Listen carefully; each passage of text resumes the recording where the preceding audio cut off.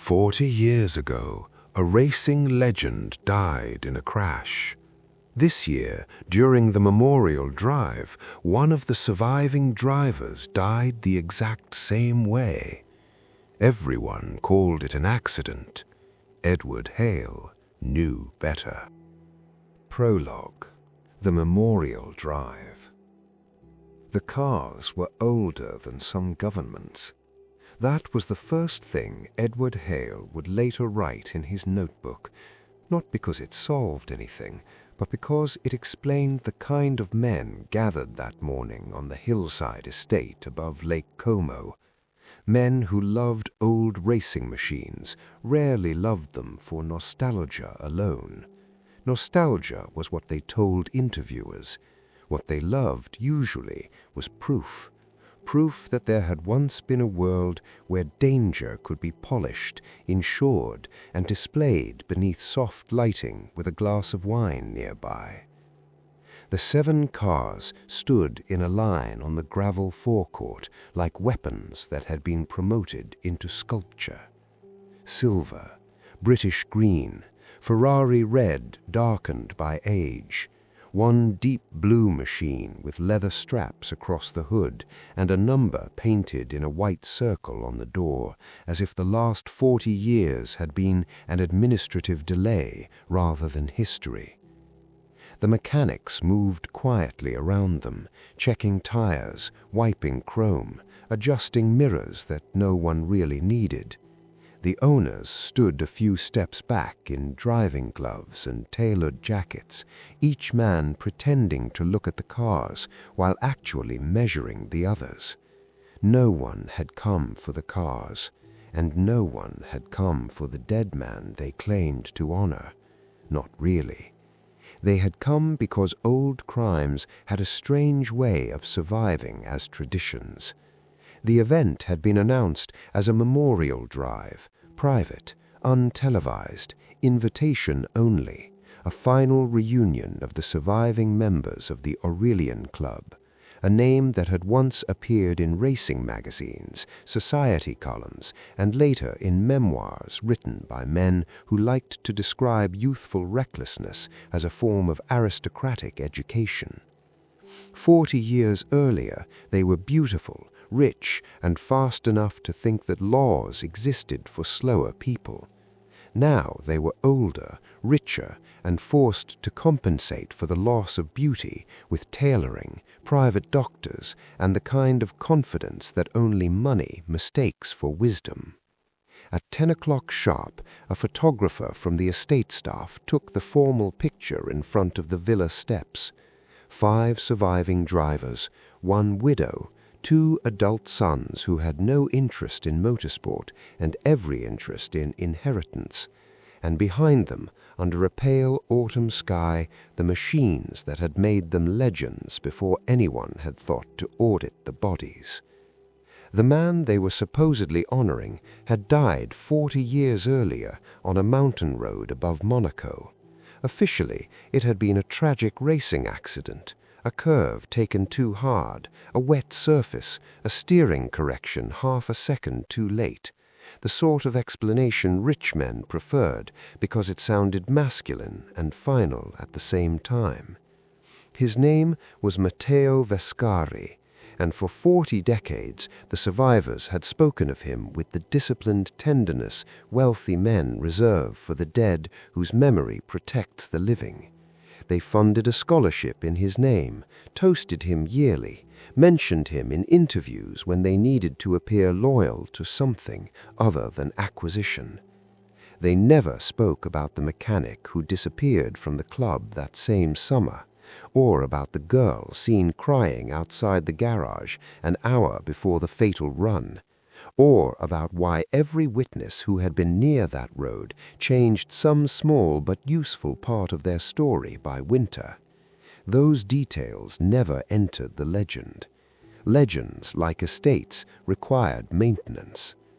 By 11:15, the guests had moved from the terrace to the lower paddock, where the mechanics completed the final checks before departure. The air smelled of wet stone, petrol, machine oil and old leather warmed by weak sunlight.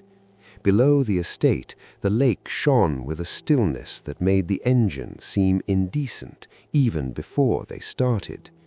A row of black support vehicles waited at the far edge of the drive, modern, discreet, practical, and therefore invisible to the sort of men who preferred their danger beautifully obsolete.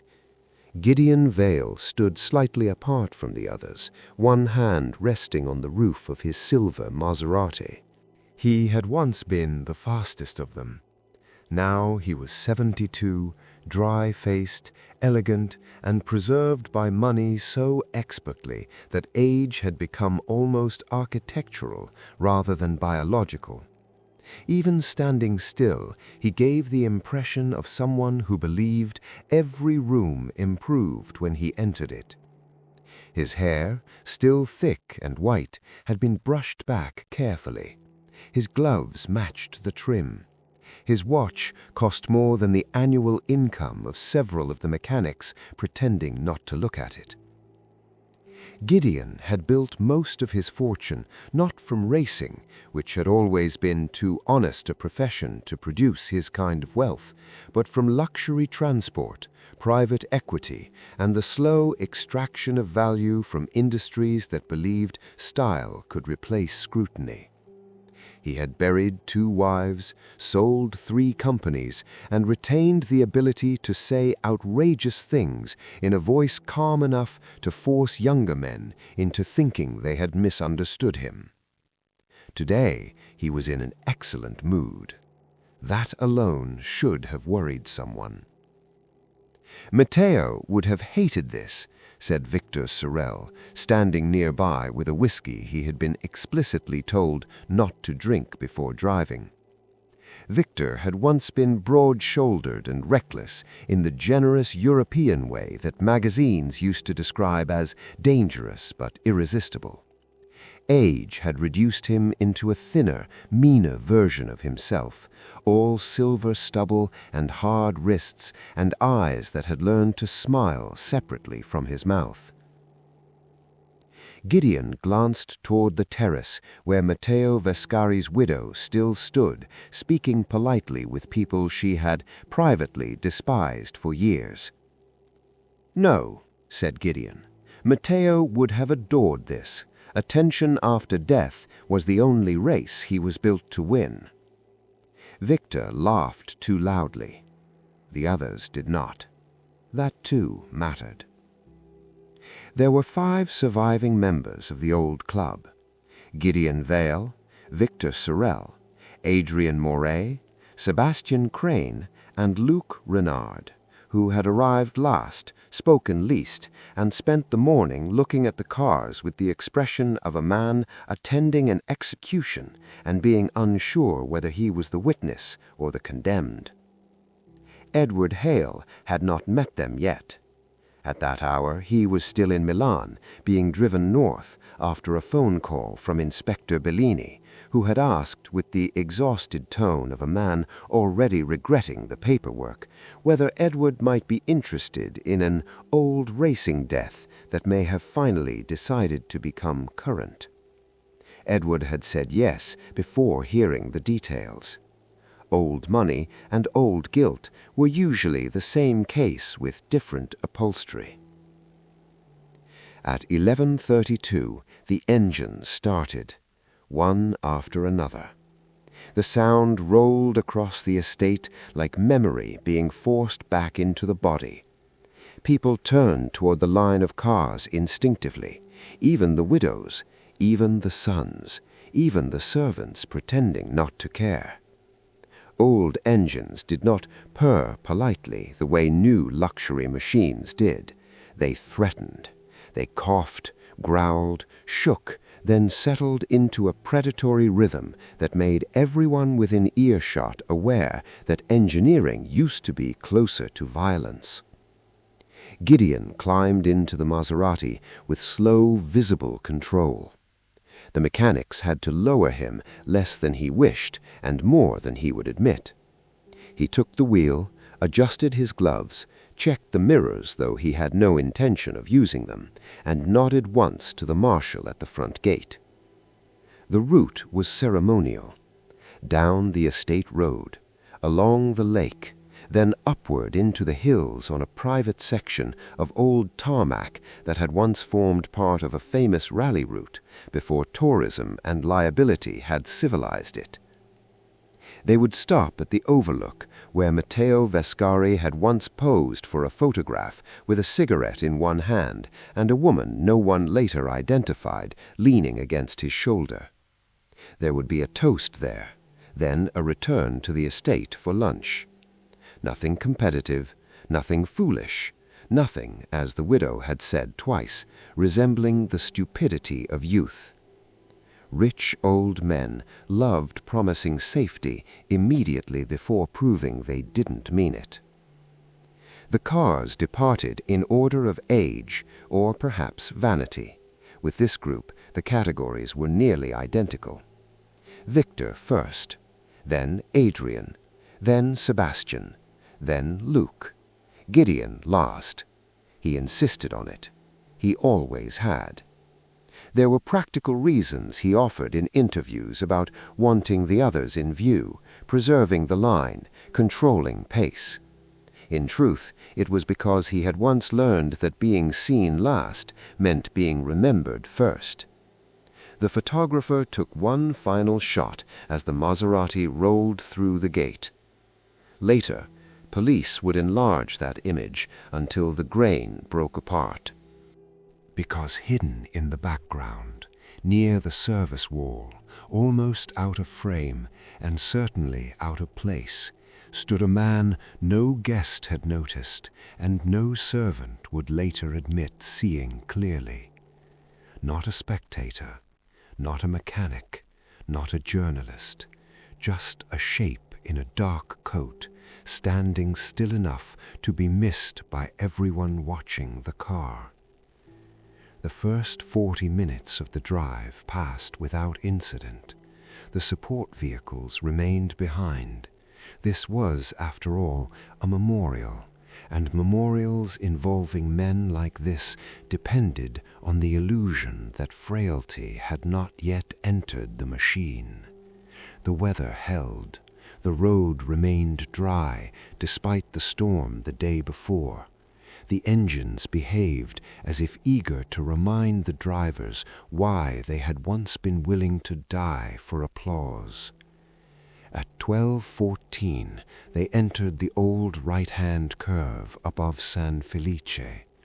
40 years earlier, on a wet night, Matteo Vescari had gone off the road less than a kilometer from there.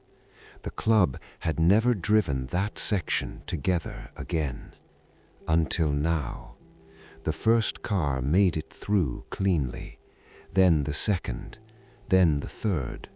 Luke, in fourth position, slowed slightly before the bend. He would later insist he did so because age had finally taught him what youth could not. Edward Hale would later note that guilt often arrived disguised as wisdom. In the rear-view mirror, Luke saw Gideon's Maserati entering the corner. Then he saw something impossible. Not the car losing control, the opposite. For half a second it looked perfectly held. Then the front wheel twitched once, the nose corrected too sharply, and the Maserati crossed the line of grace that old racing men spent entire lives pretending they could still feel. The rear stepped out. The car struck the outer stone marker, lifted, turned, and vanished over the edge with a sound no one in the road above would ever describe the same way twice. Metal hit rock, glass burst, engine tore open, then silence. The other drivers were out of their cars before the echoes finished. Victor reached the barrier first. Sebastian shouted for a medic, though there wasn't one. Luke stood very still with one hand on the roof of his own car and did not move for 3 full seconds, as though the body had remembered something before the mind allowed it. Adrian tried the radio twice before realizing his hands were shaking too badly to press the button cleanly. Below them, 30 meters down the slope, the Maserati rested against a cypress tree, one side crushed inward, smoke lifting in thin white ribbons from the ruined engine compartment. Gideon Vale was still inside, dead before anyone climbed halfway down.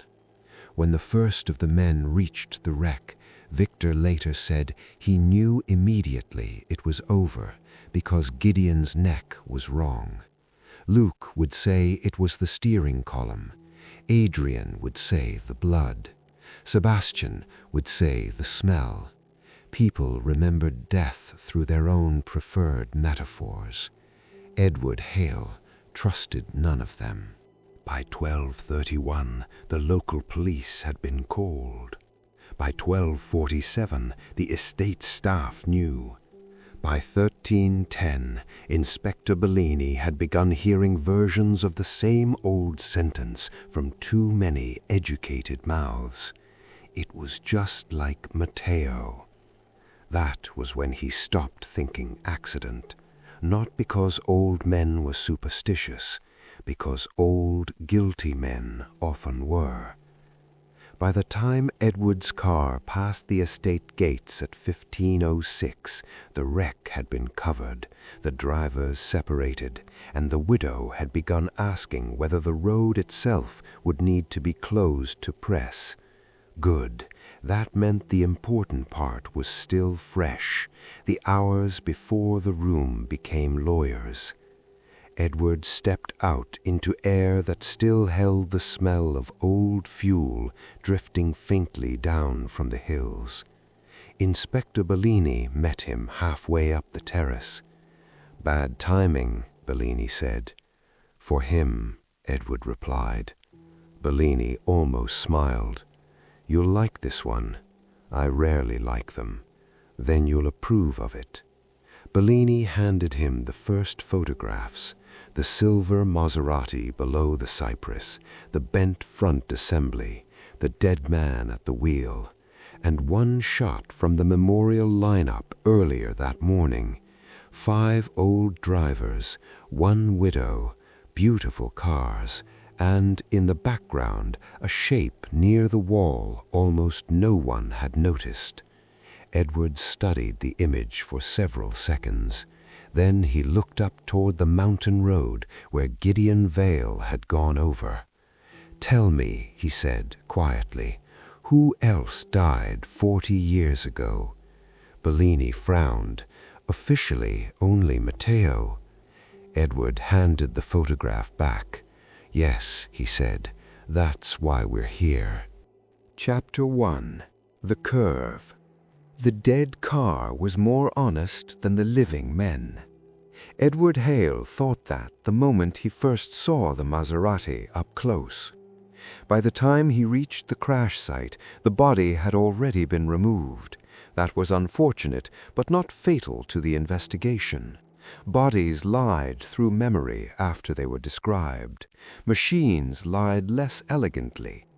The silver Maserati rested against the cypress where it had finally stopped, its long nose crushed inward, the front right suspension torn open, one wheel sitting at an angle no wheel had ever been designed to hold.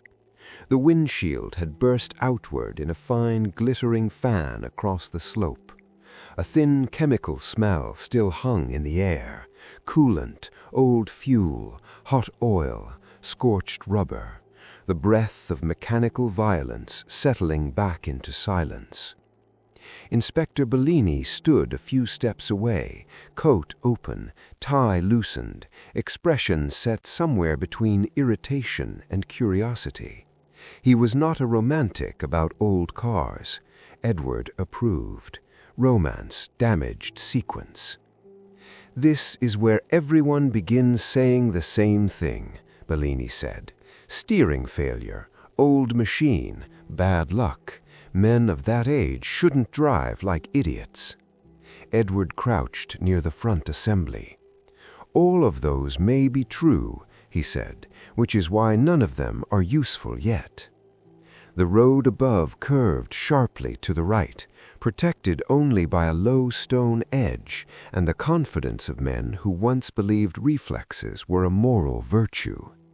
Below, the slope fell fast through olive scrub and rock before giving up to the cypress that had stopped the car from going farther down into the trees.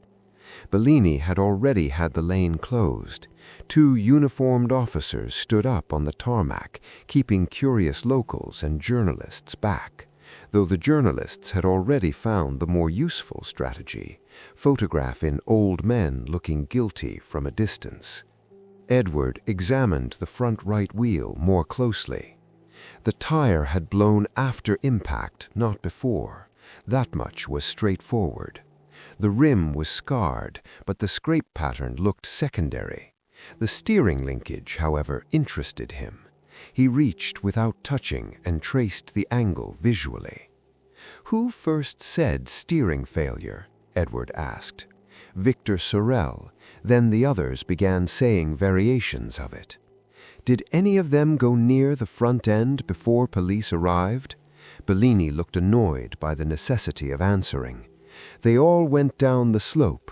Sorel first, Renard second, Moret and Crane after. Too much emotion, not enough discipline."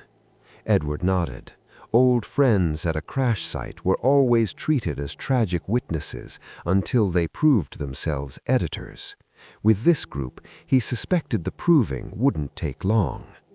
He stood and walked the slope backward with his eyes, from tree to rock to gouge mark to road edge. The path of descent mattered more than the final ruin. Accidents spoke most clearly while they were still moving. "There," he said. Bellini came closer. A dark scrape marked the stone edge at precisely the point where the Maserati left the road. It wasn't broad enough for a full, uncontrolled slide. It was a strike. Short, hard, specific. "He hit the marker before the full loss of control," Edward said. Bellini looked at the line of damage. "That's what we thought." "No," Edward replied. "You thought he lost the car and then hit the marker. I think he still had part of it when the front corrected." Bellini folded his arms. "Meaning?" "Meaning the crucial mistake happened earlier than the witnesses wanted to happen." Edward stepped up on the road. The curve itself was not dramatic in the modern sense. No hairpin, no cinematic cliff road absurdity. That was precisely why it interested him. Old racing deaths rarely happened on impossible corners. They happened on corners men thought they understood. He walked the approach slowly. The road narrowed slightly before the bend, not enough to frighten ordinary drivers, but enough to matter at speed in a heavy, aging car with biased steering feedback and a rear end inclined to punish vanity. The surface was clean, dry, no oil, no gravel patch waiting to be elevated into destiny. Bellini had already had the engineers check the asphalt. The storm had passed the previous night, but the midday sun and wind had dried the route. Conditions were almost offensively fair. "No weather," Edward said. "No mechanical warning from the others either. No radio call, no smoke, no obvious skid before the correction." Edward crouched near the inside line of the bend. The tire marks were partial, but enough remained. The first set showed controlled entry. The second showed a sharper adjustment. The third, the ugly ones, showed where the car stopped being driven and began obeying momentum. He looked up at Bellini. This was not a man entering too fast and discovering age in the middle of the turn. Bellini raised an eyebrow. "You sound certain?" "I sound annoyed," Edward said. "There's a difference." He stood. He walked the corner. He knew the car. He expected the car to behave. It did until one precise point. Then the front geometry lied to him. Bellini considered that. Sabotage? Possibly. Not brakes? Edward shook his head. No. If you sabotage brakes, old men say brakes before they say fate. This will want to be called steering because it felt like betrayal rather than absence. Bellini said nothing, which meant he was listening. Edward walked further back up the approach and stopped where a driver would first commit to the line.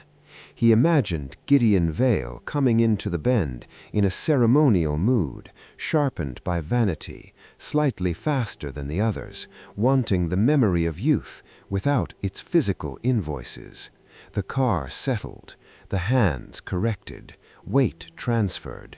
Then something, small, specific, timed not to entry, but to load.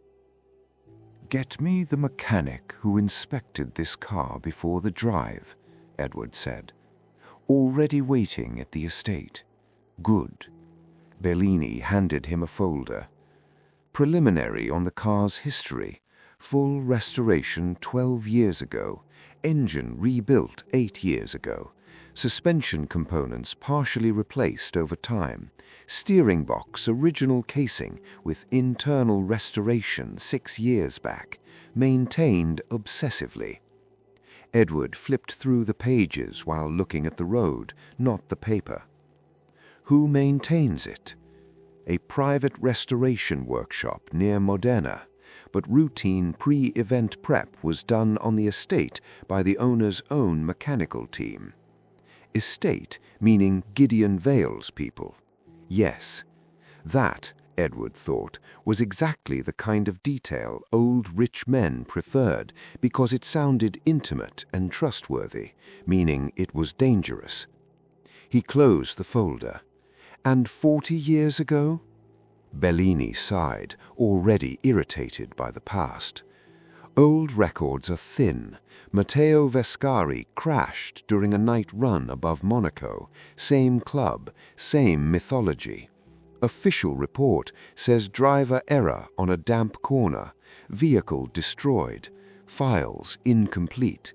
One witness changed countries. Another changed his story. No one charged. No scandal big enough to survive the season." Edward nodded. "And the road?" Bellini glanced toward the bend. "The surviving drivers say this curve isn't the same road, but it's the same kind of corner. Their phrase, not mine." Edward looked back down the slope at the cypress holding the ruined Maserati. No, he thought, not the same kind of corner, the same shape of memory. "Get me through the line-up again," he said. Bellini did. "Victor Sorel first, then Adrien Moret, then Sebastian Crane, then Luc Renard, last by choice. The support vehicles held back. The memorial route public enough to sound respectable, private enough to avoid witnesses who weren't paid by inheritance. And somewhere in the estate photograph taken before departure, a man in a dark coat near the service wall whom no one admitted knowing." Edward handed the photograph back. "And none of the 5 drivers mentioned him?" "No." "Good," Edward said. Bellini looked at him. "Good?" "Yes. Unknown men in background photographs are often more helpful than old millionaires with matching anecdotes."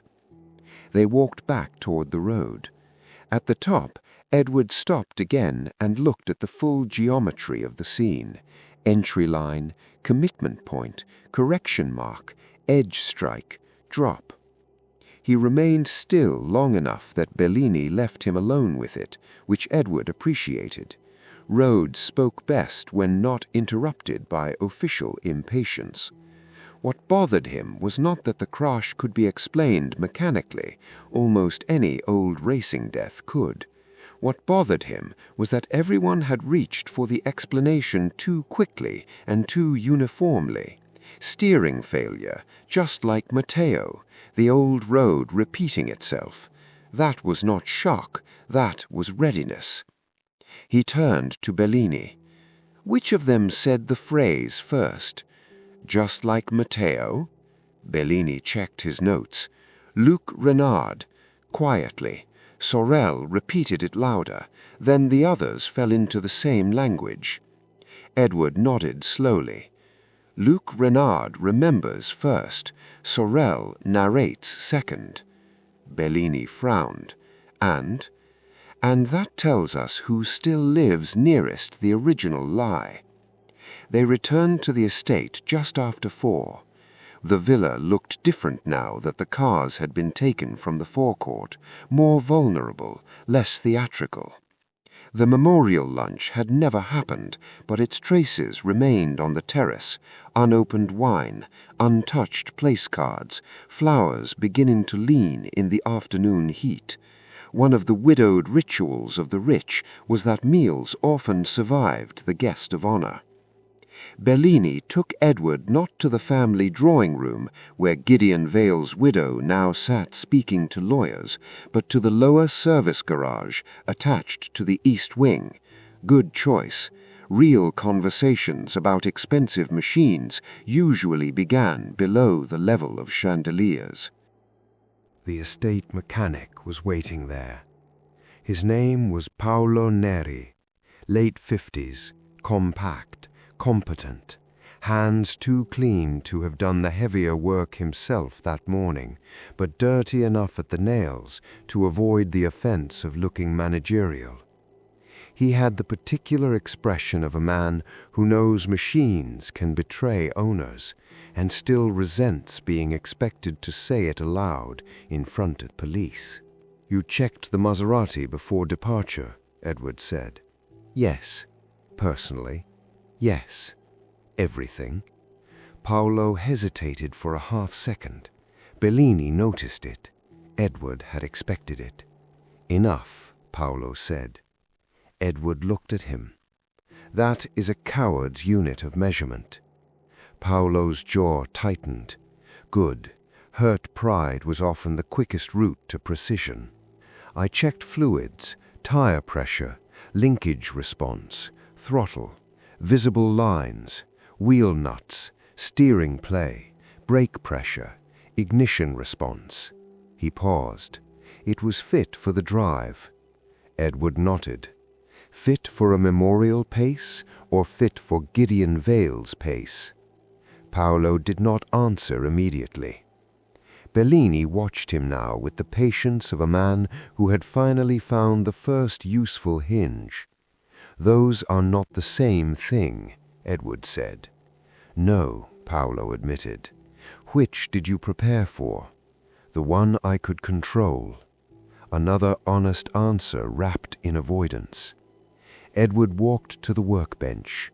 Tools were laid out in rows too tidy to be innocent. On the wall behind, old photographs showed the same club 40 years younger, half-dressed in arrogance and racing whites.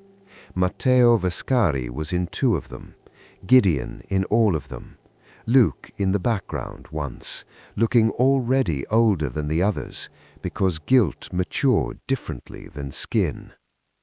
Edward picked up one photograph without touching the image itself. "Who maintained the cars 40 years ago?" Paolo looked over. "My father," he said, "for some of them." There it was. Bellini shifted his stance slightly. Edward kept his tone neutral. "Did your father know Matteo Vescari?" "Yes." "Did he speak of the crash?" Paolo's eyes moved away. "Not directly." "Indirectly." Paolo gave a humorless smile. "My father belonged to that generation of mechanics who believed loyalty to employers was a moral category, so no, not directly." Edward set the photo down. "But," Paolo looked at the open garage door, then back.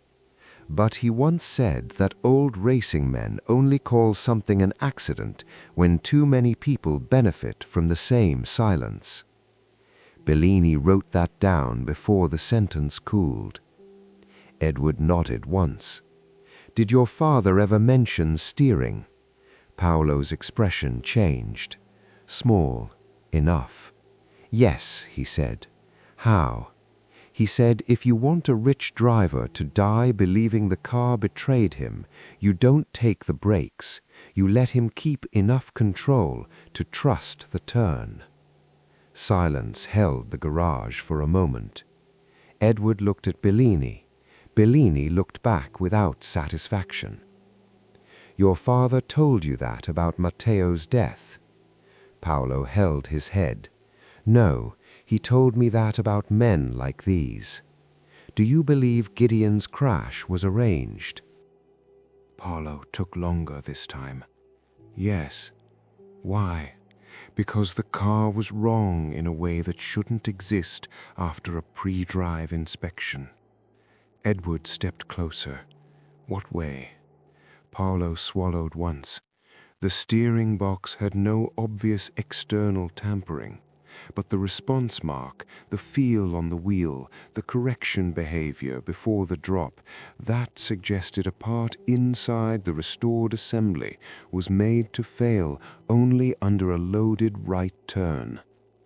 Edward held his gaze. Which part? Paolo said the word carefully. The steering sector shaft retaining collar, or a reproducing sleeve around it, something small enough to survive a superficial inspection, strong enough to behave normally at low stress, weak enough to shift under torque. Bellini exhaled through his nose, meaning someone built the failure into the corner. "Yes," Paolo said. Edward smiled faintly, but without pleasure. Built into the corner. Yes, that was the right phrase. Who could do that? Bellini asked. Paolo looked at the floor. A master restorer, a specialist, or someone who knew exactly what killed or almost killed a similar car decades ago. Edward said, "How many people in this circle would know that?" Paolo did not answer directly. 5 old drivers, 1 dead widow's memory, a few mechanics, and anyone who inherited the original story instead of the original money. Edward left the garage with that sentence still alive in his head. Back on the terrace, the lake had gone flat and metallic beneath the dropping sun. The old men were being kept separately now, in bedrooms and salons and legal atmospheres, each one no doubt revising his youth into admissible fragments. Good. Fatigue was beginning to corrode performance. Bellini came to stand beside him. Well, Edward looked toward the hill road where Gideon Vale had gone off the edge. It repeats too precisely. Matteo. Yes, meaning revenge. Edward exhaled. No, revenge is emotional. This is instructional. Bellini frowned. For whom? Edward watched the terrace doors. For the one who was supposed to understand it first. Bellini considered that. And who's that? Edward did not answer immediately, because the answer was not yet a name, it was a structure. 1 dead driver 40 years ago, another dead now, a mechanic's father who knew too much and said too little, a steering failure built to emerge only under loaded memory, and a room full of old men who had reached for the same comparison before police supplied it. He looked back at Bellini. Get me the full file on Matteo Vescari, not the official crash summary. I want club records, private letters, garage logs, insurance disputes, travel lists, girlfriends, mechanics, and the names of anyone who disappeared from their circle that summer. Bellini nodded. And the drivers? Edward's eyes went to the line of terrace doors again. Luc Renard first. Why him? because he said, just like Matteo, before the others remembered to. Bellini said nothing. Edward added quietly, and because men who survive 40 years of silence rarely start speaking from innocence. Chapter 2. Luc Renard. Luc Renard received Edward Hale in a room that had once been designed for afternoon music and now seemed to exist mainly to make silence feel expensive. The villa's blue salon sat on the western side of the house, where the windows opened toward the lake and the late sunlight entered at an angle that turned every polished surface into a faint accusation. The furniture was too elegant to be comfortable. The walls were lined with pale silk panels and framed sketches of cars, women, and landscapes done by artists who probably once been paid in admiration and later in cash. A piano stood closed in one corner. No one had touched it in years. Luc stood near the window when Edward entered. He was the oldest-looking of the survivors, though not necessarily the oldest. Age had settled on him unevenly, not as decline, but as exposure. Victor Sorrow had become sharper.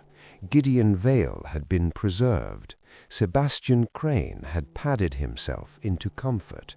Adrien Moret had lacquered himself with continental civility. Luc Renard had done none of those things. He looked like a man who had spent 40 years being watched by one memory and had never quite learned how to resume ordinary posture afterward. Inspector Bellini remained outside the door, not by accident. Luc had asked to speak to the private detective alone, which meant either vanity or fear. Edward didn't care yet. "Mr. Hale," said Luc. "Mr. Renard." Luc gestured toward the chairs near the fireplace. "I assume I'm first because I said the wrong thing too early." Edward sat. "I assume you know enough to understand why that matters." Luc gave a small, thin smile and lowered himself into the opposite chair. He moved carefully, not from frailty, but from an old driver's habit of keeping the body's weight where it belonged. Men who had once spent their lives controlling machines often never stopped arranging their own limbs as though they were balancing something. For a few seconds neither man spoke. That was useful. Silence, Edward had learned, worked differently on guilty people than on innocent ones. Innocent people usually rushed to fill it because they believed facts wanted help. Guilty people let it stand because they feared sequence more than accusation.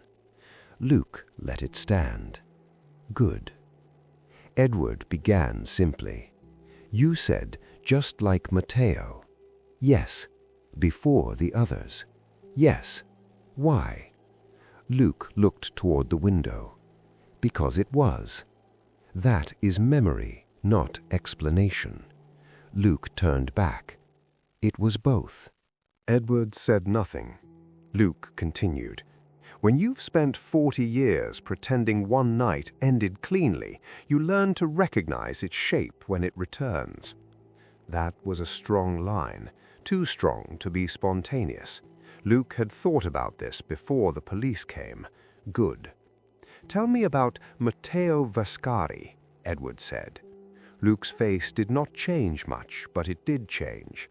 Most men his age, when speaking of dead friends, reached automatically for polish, nostalgia, generosity, youthful excess softened by age into something almost respectable. Luc did not do that. He looked irritated, then tired, then almost precise. "Matteo was beautiful," he said. Edward waited. "That mattered more than people admitted," Luc continued, "not because we were in love with him, though perhaps one or two of the women were. It mattered because beautiful men can behave carelessly for years before anyone insists on calling it a moral quality. Edward nodded once. And he was careless. Luke laughed without pleasure. Matteo treated consequence the way some people treat weather, annoying, external, and beneath their responsibility. Yet the club still worshipped him.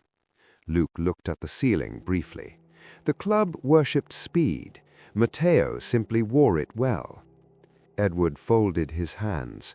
And the night he died, Luke's eyes settled back on him. That depends on whether you want the legend or the sequence. The sequence. Luke nodded. Good. That summer, he said, the club had already begun to crack. Not publicly. Publicly, we were photographs and magazine covers and charity auctions in white linen. Privately, the usual erosion had begun. Debts, women, politics, petty humiliations, men discovering that being rich together is often easier than being honest together. Edward remained still. Matteo had started borrowing against everything: money, goodwill, time, loyalty. He owed people inside and outside the club. Gideon knew. Victor knew.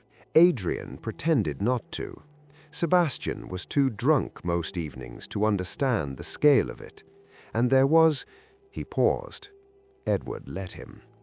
There was a mechanic, young, too young to know he should have been afraid of us. There's always a mechanic, Edward said quietly. Luke looked at him sharply, then relaxed by a millimeter. Yes, he said. His name was Nico Bellori. There it was. Not Matteo, Edward thought. Not the official dead man. The other one. What did Bellori do? Luke smiled faintly, as though the question itself was naive. He kept the cars alive, he said, which in that circle meant he also kept the lies mobile. Edward nodded. How close was he to the club? Too close for a man without money. Too close to whom? Luke took longer with that. Primarily to Matteo, he said.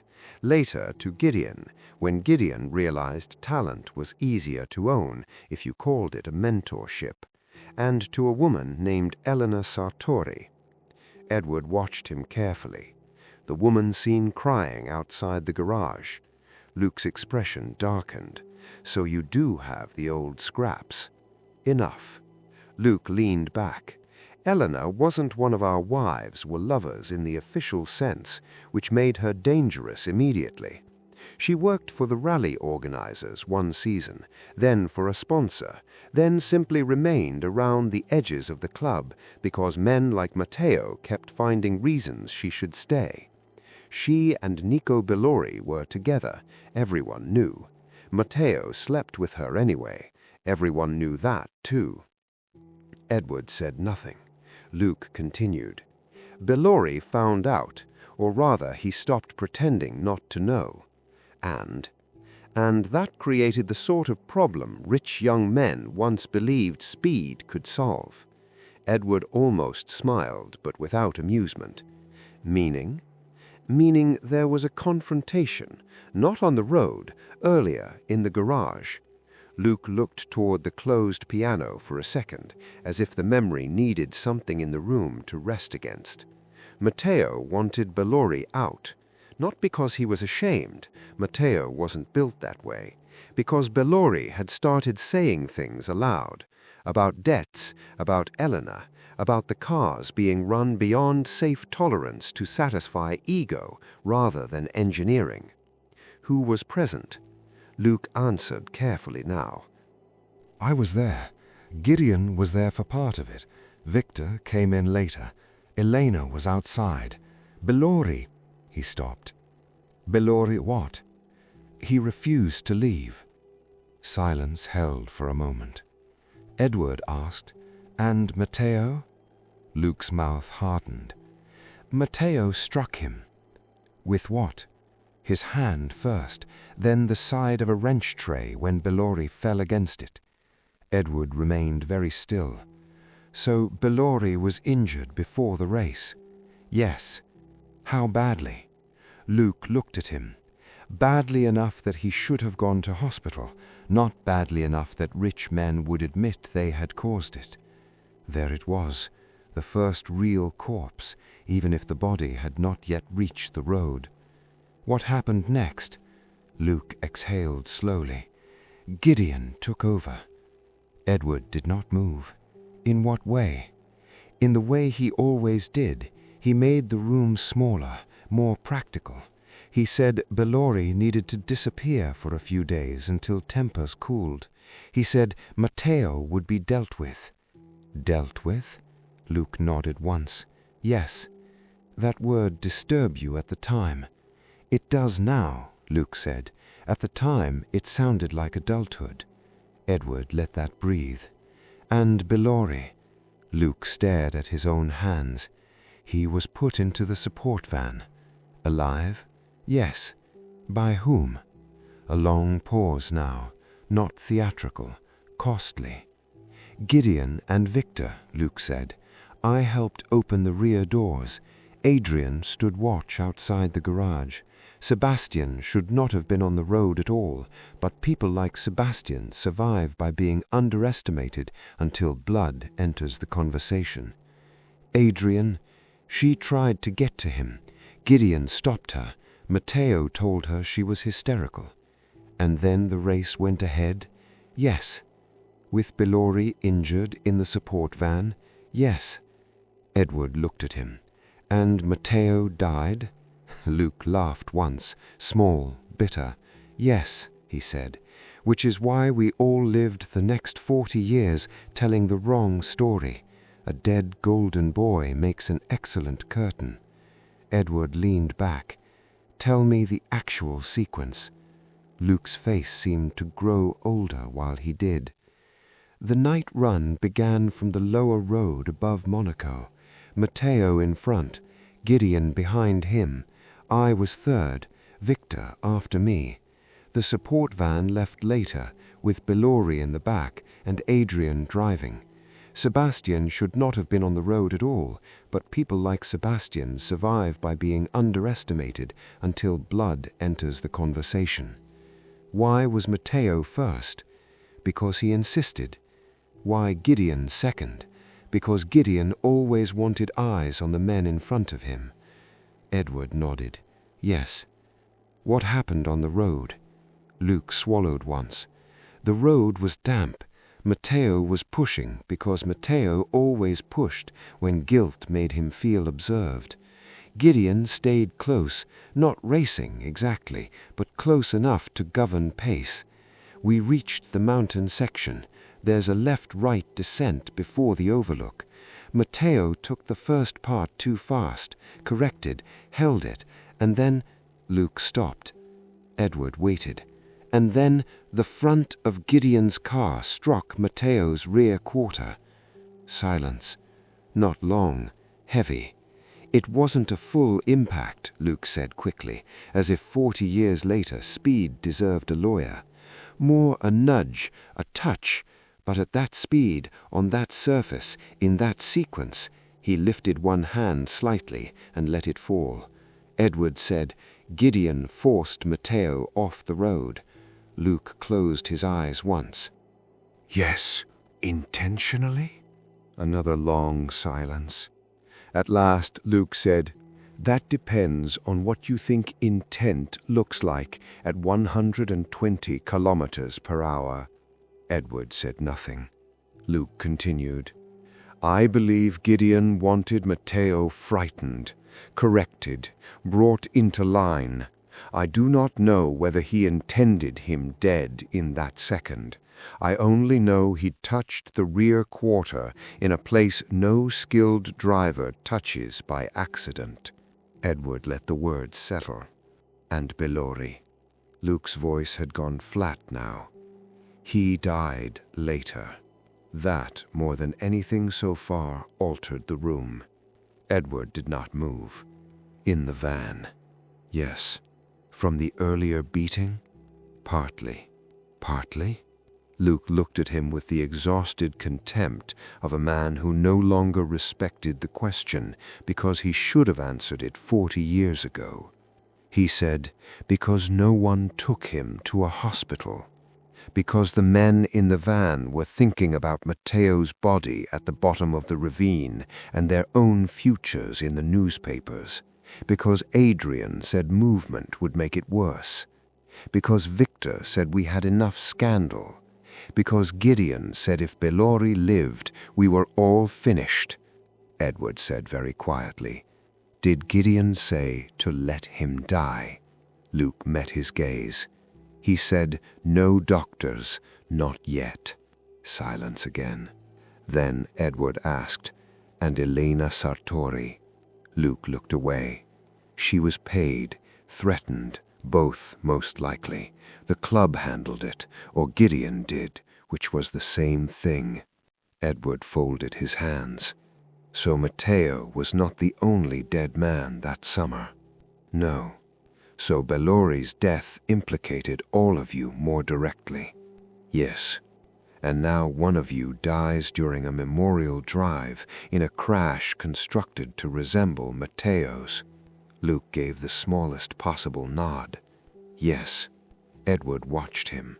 Who would know enough to do that? Luke answered without hesitation this time. Elena. Interesting. Not Bellori's family. They hated us if they knew enough. Elena understood the mechanics of the club, and she saw Bellori before we put him in the van. She knew what Matteo had done. She knew what Gideon covered. She knew. He stopped. What? Luke's voice lowered. She knew Matteo's death wasn't the end of the crime.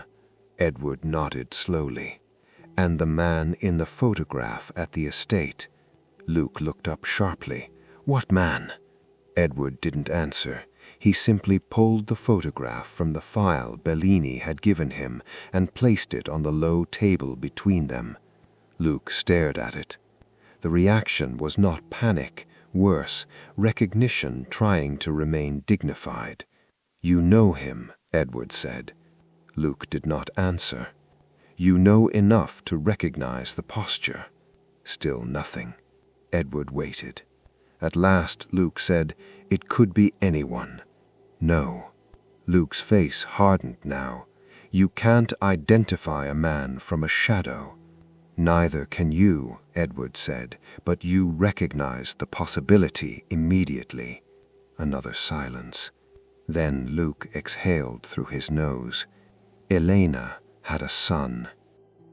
Edward did not move. How old? 40, perhaps. 41. Bellori's. Yes. And did the club know?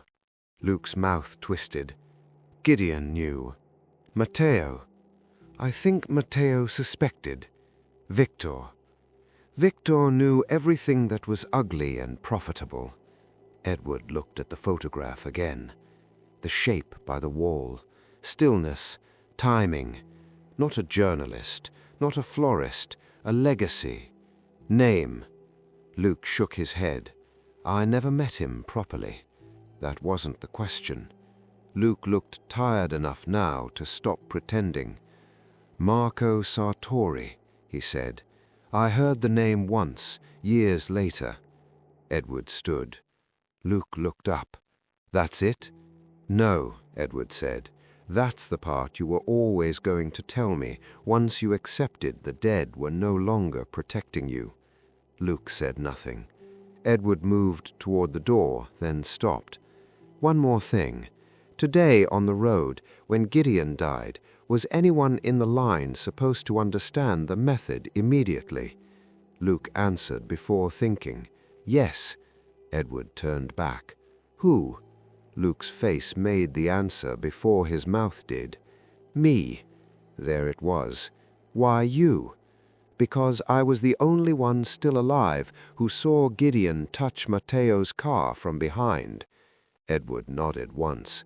So today's crash was not merely revenge. Luke shook his head. No, it was testimony. Luke looked out the window at the lake. "Yes," he said quietly. "At last." Chapter 3. The Mechanic's Son. The problem with old lies was not that they disappeared, it was that they aged. They settled into institutions, photographs, memoirs, polished anecdotes, and scholarships with engraved plaques. They learned table manners. They stopped sounding like lies and began to sound like history. Edward Hale had seen that before. Corporate fraud became aggressive expansion. Extortion became private settlement. A dead mechanic in the back of a van became an unfortunate man who left the scene before anyone could help him. What remained, if anything remained, was not in memory. It was in bad paperwork.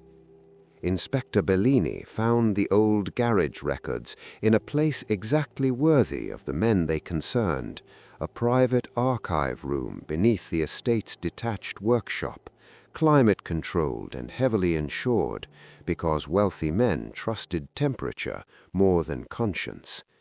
The room sat below the original service garage used during the old Aurelian Club years, not the modern restoration wing with its polished lifts and sealed lighting, but the older structure of concrete, tile, and steel cabinets that still smelled faintly of mineral oil, even after 40 years of reinvention. Bellini led Edward down a narrow metal staircase, while one of the estate archivists complained softly about chain of custody, humidity, and legal privilege. Edward ignored him. They began with the summer of Matteo Vescari's death. The official club file, of course, was useless. Photographs of smiling men beside cars, newspaper clippings describing the tragic loss of racing spirit, a memorial brochure printed 3 months later in cream and gold, a charitable fund created in Matteo's name, a note from one luxury sponsor expressing sorrow and offering to continue support for the surviving members of the club as they heal. Nothing about Nico Bellori, nothing about Elena Sartori, nothing about a van, nothing about a garage fight. That was expected. Edward moved to the service ledgers. Those were written by people who had not imagined posterity would need them, which made them more honest. 3 names appeared repeatedly in the maintenance columns from that season. Nico Bellori, P. Neri, A. Ferrante. Bellini frowned. Neri, Paolo's father? Edward nodded. Yes. And Ferrante, another mechanic, or perhaps a fabricator. Edward kept reading. The ledger for the week of the Monaco crash contained a notation that did not belong with the others. Most entries were technical. Rear differential seal checked, steering box shim adjusted, brake line bleed, carburetor synchronization, front dampers recalibrated. Then, in a different hand and darker ink, Bellori absent after evening incident. Finish with father. Edward stopped. Bellini leaned in. That's not much. Edward tapped the page. It's more than none. He turned the page. The next line mattered more. Support van delayed. Load secured at 22:14. No cargo listed. No destination beyond the route. Edward looked up. Who writes like that? Bellini shrugged. A man trying not to write what he knows. Edward nodded. Exactly. 3 folders later they found Elena, not by name at first, by reimbursement.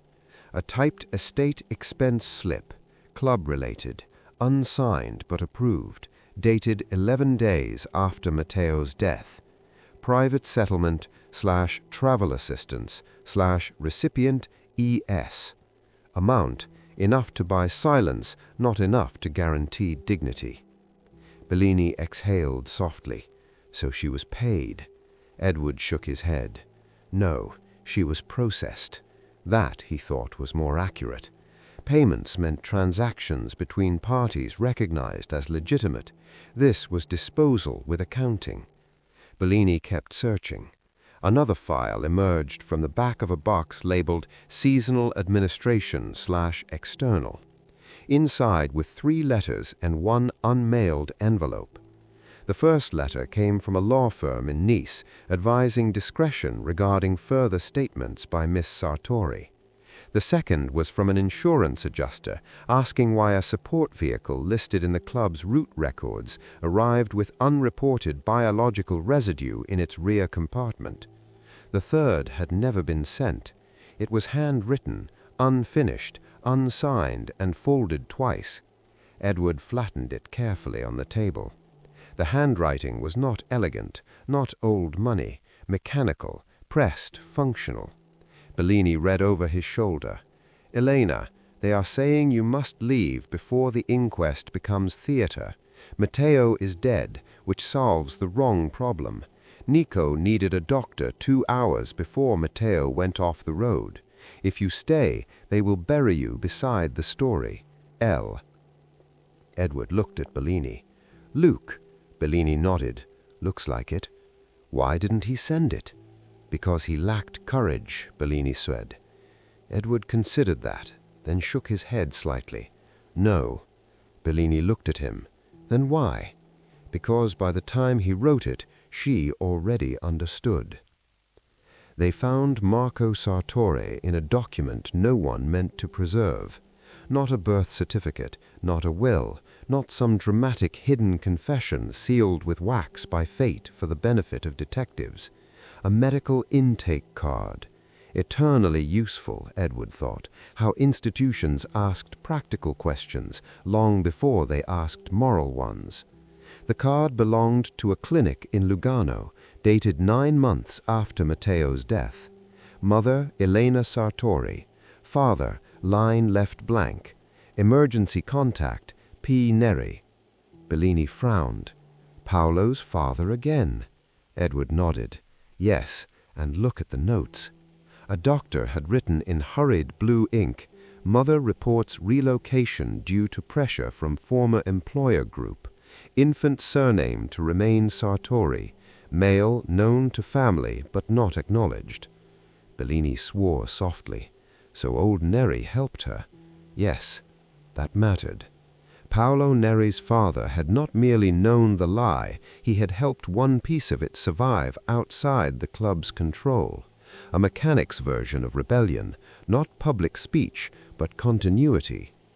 By dusk, Edward had enough to go back upstairs. The estate had changed character as the day collapsed into evening. The old drivers were no longer merely shaken, they had begun to harden again. Wealthy men survived shock quickly once they sensed they could convert it into legal posture. Servants moved more quietly. Phones were used in corners. Family members had started arriving, which always made murder less elegant and more administrative. Paolo Neri met Edward outside the upper garage. He took one look at Edward's face and understood that the day had advanced beyond polite suspicion. "You found the old logs," he said. Edward nodded. "Yes." Paolo looked tired rather than surprised. "My father kept copies," he said, "not because he planned to expose them, because men like him didn't believe the rich would remember facts correctly later." "Did he know Elena Sartori?" "Yes." "Did he help her leave?" Paolo hesitated, then nodded. "He arranged papers, some cash, a place in Lugano for a while." "And the child?" Paolo's jaw shifted. "Yes. Did your father believe the child was Matteo's?" Paolo looked directly at Edward now. "No," he said. "He believed that was the wrong question." Edward waited. "My father believed Nico Bellori became the father the moment everyone else decided the boy would need a dead man more than a living coward." Bellini looked away for a second. Edward didn't.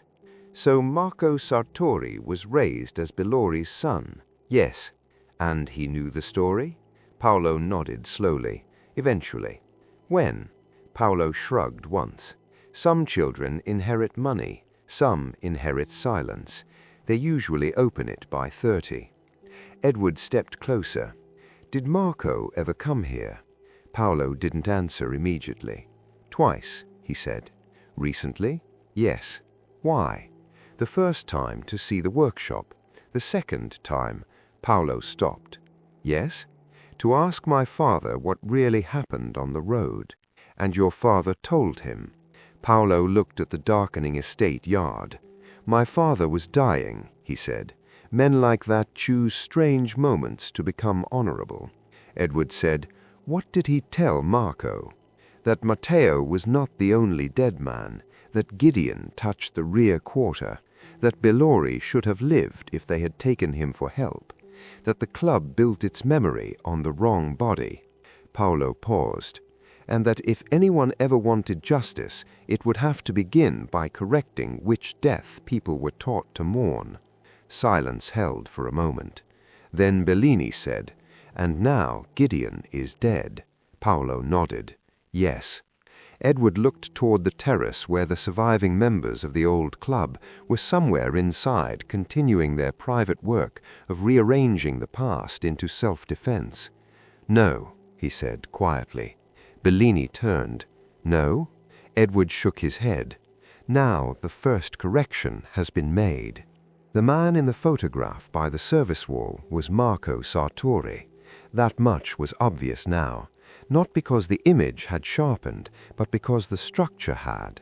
He had come not as an intruder, but as a witness waiting for the old men to begin their ritual. He had watched the memorial lineup, the polished cars, the widow, the sons, the fake grief, the expensive traditions built over Matteo Vescari's body, while Nico Bellori remained in the basement of history. And then Gideon Vale had died at the exact kind of curve where Matteo had once gone off the road. Not by accident, not even, Edward now suspected, by revenge in its purest form, by annotation. Bellini, who knew Edward well enough by then to distrust his silences, said, "You think Marco did it?" Edward looked at him. "Yes." "Then why are you not running for an arrest warrant already? Because if Marco Sartori wanted only Gideon dead, he could have arranged Gideon dead. What he arranged instead was Gideon dead in a way Luc Renard would understand first." Bellini frowned. "That's a distinction without comfort. It's a distinction with purpose." Edward took the old photograph from his coat pocket and looked at it one more time. 5 old men, 1 widow, beautiful machines, a hidden sun at the edge of the frame. "Today's death wasn't meant to end the story," he said. Bellini crossed his arms. "Then what was it meant to do?" Edward handed the photograph back.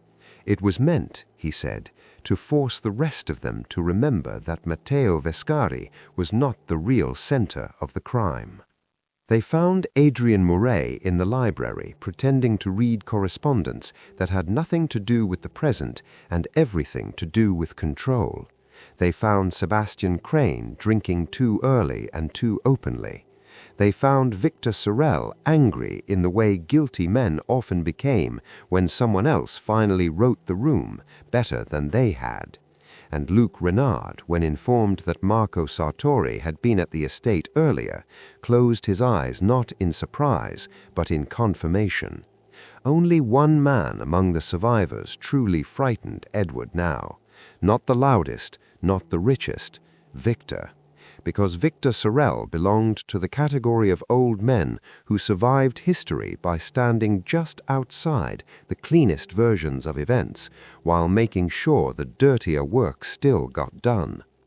Gideon may have touched Matteo's car, but Victor, Edward suspected, had touched everything that came after. He asked Bellini for the support van records again, this time not from the crash night, but the following morning. There, buried in a garage inventory signed by Adrian Murray and countersigned by Victor Sorel, sat the line that finally gave the old crime its proper axis. Rear compartment cleaned before return, upholstery stripped and replaced. Bellini stared at it. Christ. Yes, Edward said, that's where Nico Bellori died. Bellini looked at him sharply. You're certain? No, I'm worse. I'm consistent. He tapped the line. They didn't just fail to save him, they erased the van because the van remembered. That landed. Good. Now the old story had center and edge both. Matteo's death on the road, Bellori's death in the van, Elena forced away, Marco raised on silence, then armed with fact by a dying mechanic who had finally chosen truth over employment. But one question remained. If Gideon's death was the first correction, who was the second meant for? Edward looked up from the paperwork. Where is Victor Sorel? Bellini blinked. In the West Wing last I saw. Edward was already moving, because now he knew what the old club had been doing for 40 years. They had told the story of the wrong dead man first, and Marco Sartori had begun correcting the order. Gideon, who forced Matteo off the road, died first, which meant the next death, if there was to be one, would belong not to the man who began the night, but to the man who made sure Nico Bellori never left it alive. Victor Sorel received Edward Hale the way certain men received tax investigators, surgeons, and priests, with contempt sharpened by the fear that one of them might be actually competent. The West Wing drawing room had been given to him for the afternoon, either because no one else wanted to hear him pace, or because the estate still obeyed habits older than death. The room was long, low, and aggressively comfortable, the sort of place designed for expensive men to say indecent things in upholstered tones while the lake shone at a respectful distance through glass. A decanter sat on the side table beside Victor's chair. 2 fingers were missing from the bottle already. That was useful. Drunk men lie sloppily. Sober guilty men lie beautifully. Edward was interested in whichever version Victor had chosen. Victor did not stand when Edward entered. That, too, was useful. Men who refused ordinary courtesies during murder inquiries usually wanted to establish 2 things, superiority or exhaustion. Victor, Edward suspected, wanted both. "You're the private one," Victor said. Edward took the chair opposite him without asking permission. "I've been called worse." Victor snorted softly. "I doubt that." Inspector Bellini remained just outside the door, visible through the gap, but not participating. Edward had asked for that. Victor was less likely to perform for official authority than for a man he believed might still be bought, impressed, or insulted into irrelevance. "You drove second 40 years ago," Edward said. Victor lifted his glass. "I drove several things 40 years ago. Try to be specific." "Matteo Vescari on the mountain run." Victor took a drink. Not much. Enough. "According to whom?" "According to Luc Renard, your own club records, and the parts of memory that become expensive when ignored." Victor smiled without pleasure. Luc was always sentimental after midnight. Edward let that pass. "And today?" Victor's eyes narrowed. "What about today?" "You said steering failure before anyone had examined the car." Victor shrugged.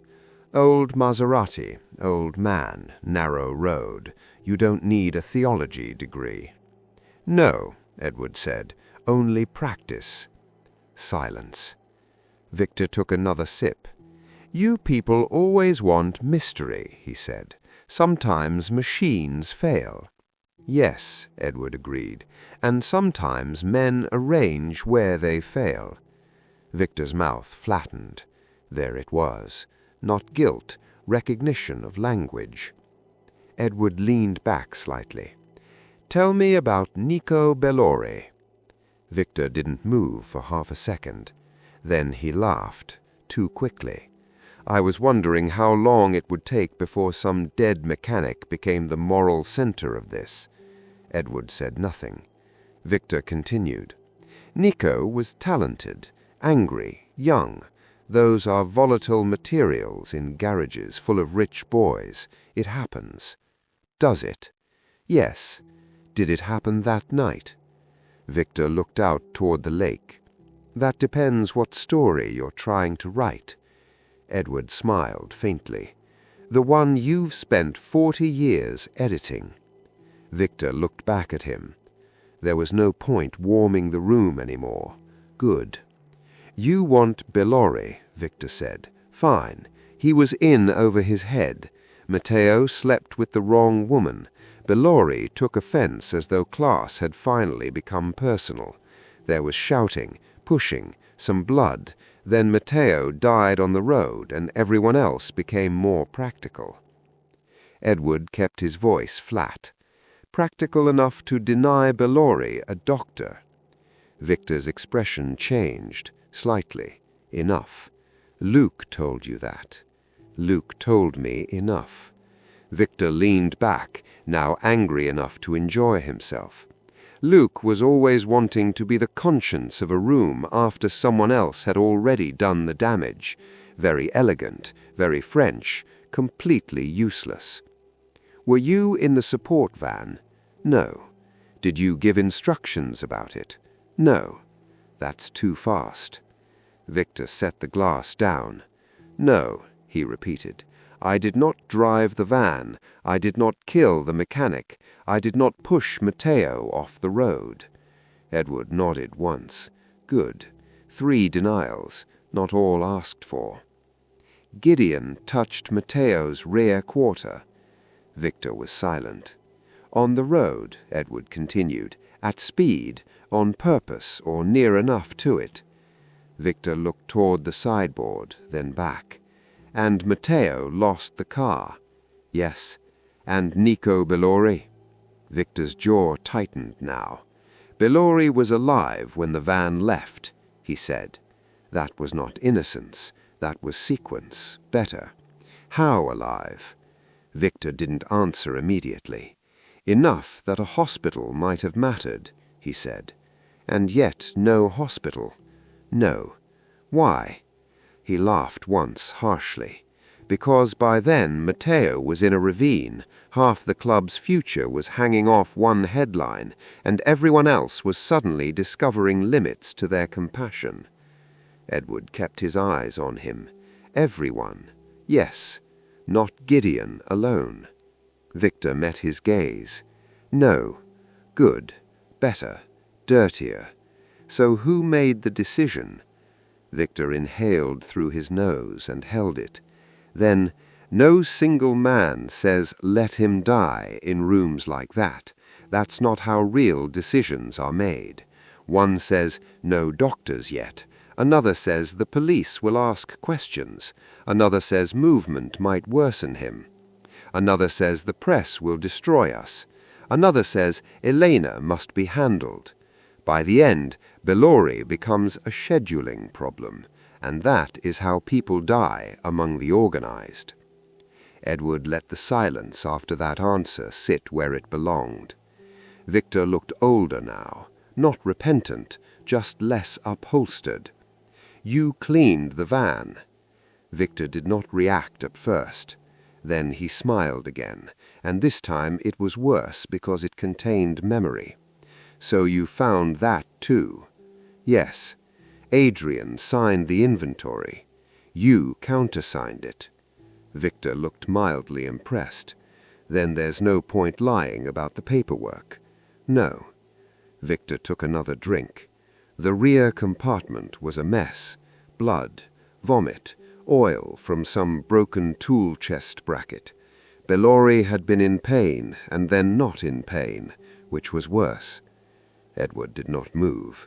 You stripped the upholstery. Yes. Why? Because dead mechanics in support vans complicate insurance. There it was.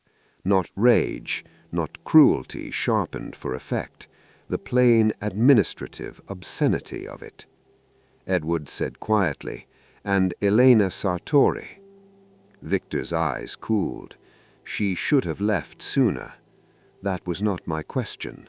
No, Victor agreed, but it's the relevant answer. What did you do? I paid a lawyer, arranged travel, made sure she understood that staying near us would not improve her child's future. You knew she was pregnant. Yes, you believed the child was Mateo's. Victor paused. Possibly. That is not an answer. Victor looked genuinely annoyed now. Fine. I believed it was convenient for everyone if the child was spoken of as Bellori's. There it was. Again, not morality, administration. Edward said, "And Gideon?" Victor exhaled slowly. Gideon believed blood mattered only when it affected inheritance. So, if the child was Mateo's, then the child was a nuisance, if Bellori's, merely a sentimental residue. Edward nodded. The room had gone very still. Victor, for all his hardness, had begun crossing the invisible line old guilty men often crossed when they realized the only person left to impress was their own memory. They did not become honest, they became efficient. Marco Sartori was at the estate this morning, Edward said. Victor's face did not change enough, meaning he had already considered the possibility. Elena's boy. Yes. You've seen him before? No. Wrong. Victor's fingers tightened on the glass. Edward waited. Then Victor said, "Once." "When?" "At an auction in Geneva, automotive literature. He introduced himself badly on purpose." That interested Edward immediately. "What did he say?" Victor looked tired now. He said, "My mother told me your generation liked machines more than consequences." Edward almost smiled. "And you knew who he was?" "Yes." "What did you do?" "Nothing." "Did Gideon know?" "Yes." "Luke?" "Probably not then. Adrian, maybe. Sebastian wouldn't have understood the relevance sober, let alone drunk." Edward kept going. What did Marco want? Victor looked toward the decanter, decided against it, then answered, "At first, to be seen. Later, I think, to be remembered correctly, which is much worse." Edward nodded. "And today?" Victor's voice had gone quiet. Today, he wanted Gideon to die knowing why. That, Edward thought, was probably right. "And you?" Victor looked at him. "What about me?" "You're still alive." Victor smiled without humor. "Yes, a perpetual administrative inconvenience." "That bothers you?" "It should bother you," Victor said. "If Marco has begun correcting the order of the dead, then Gideon was only the first useful chapter." There it was. Not fear, exactly, but recognition of sequence.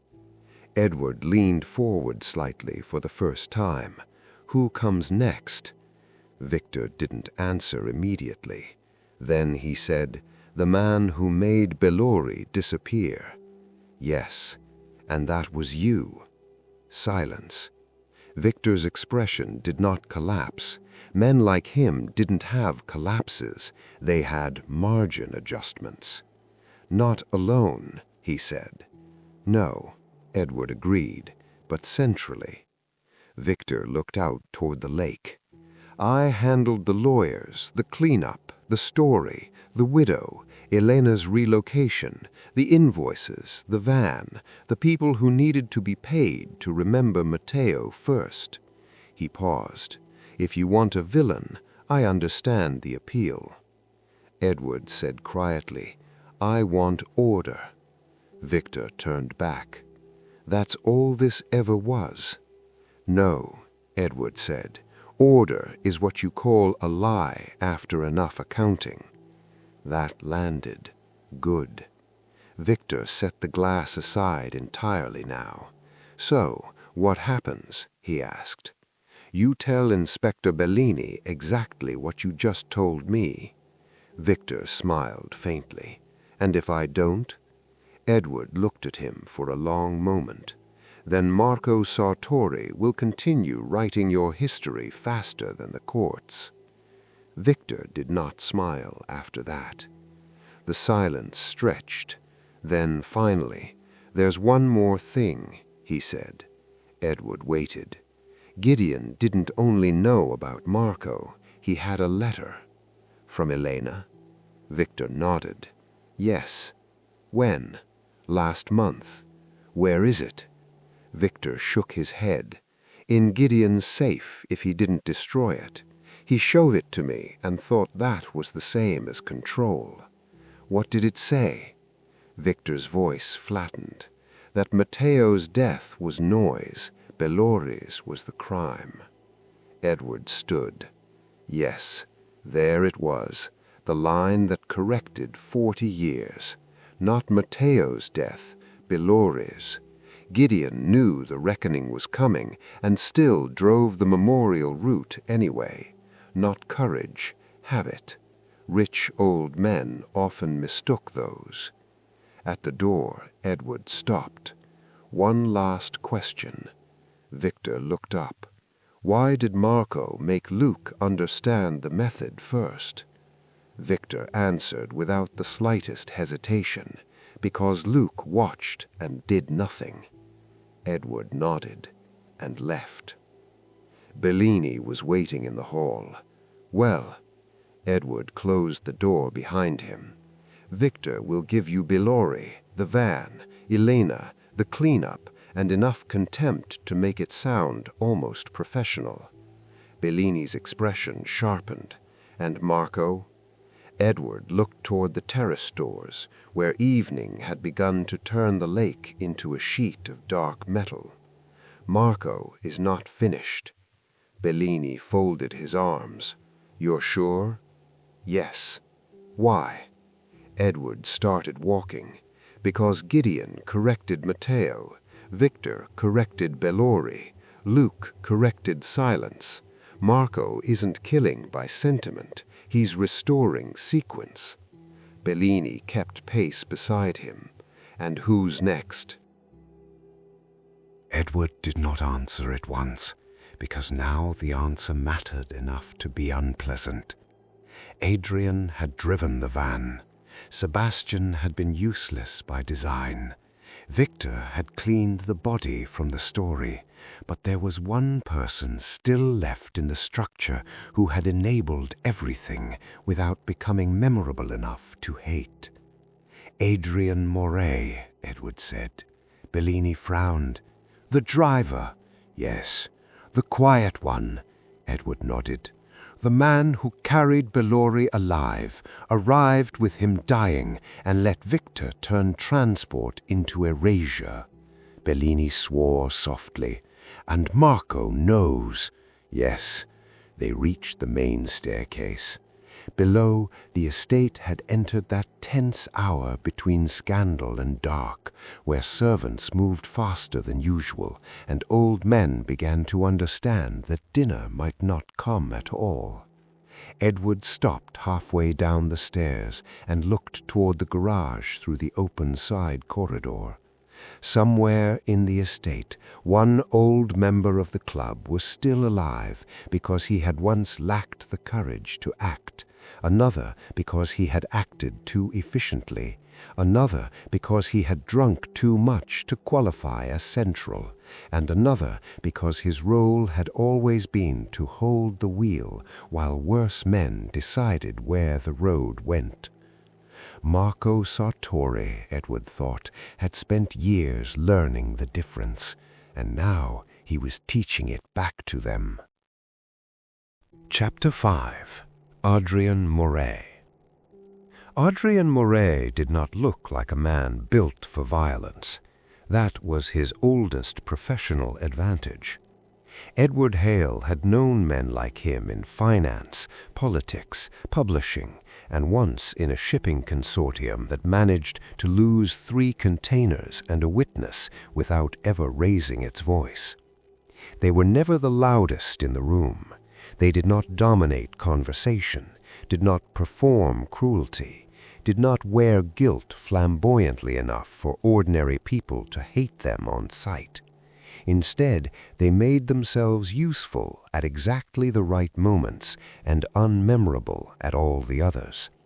They drove the van, signed the form, closed the door, chose not to ask the extra question when one more question would have changed the shape of a life.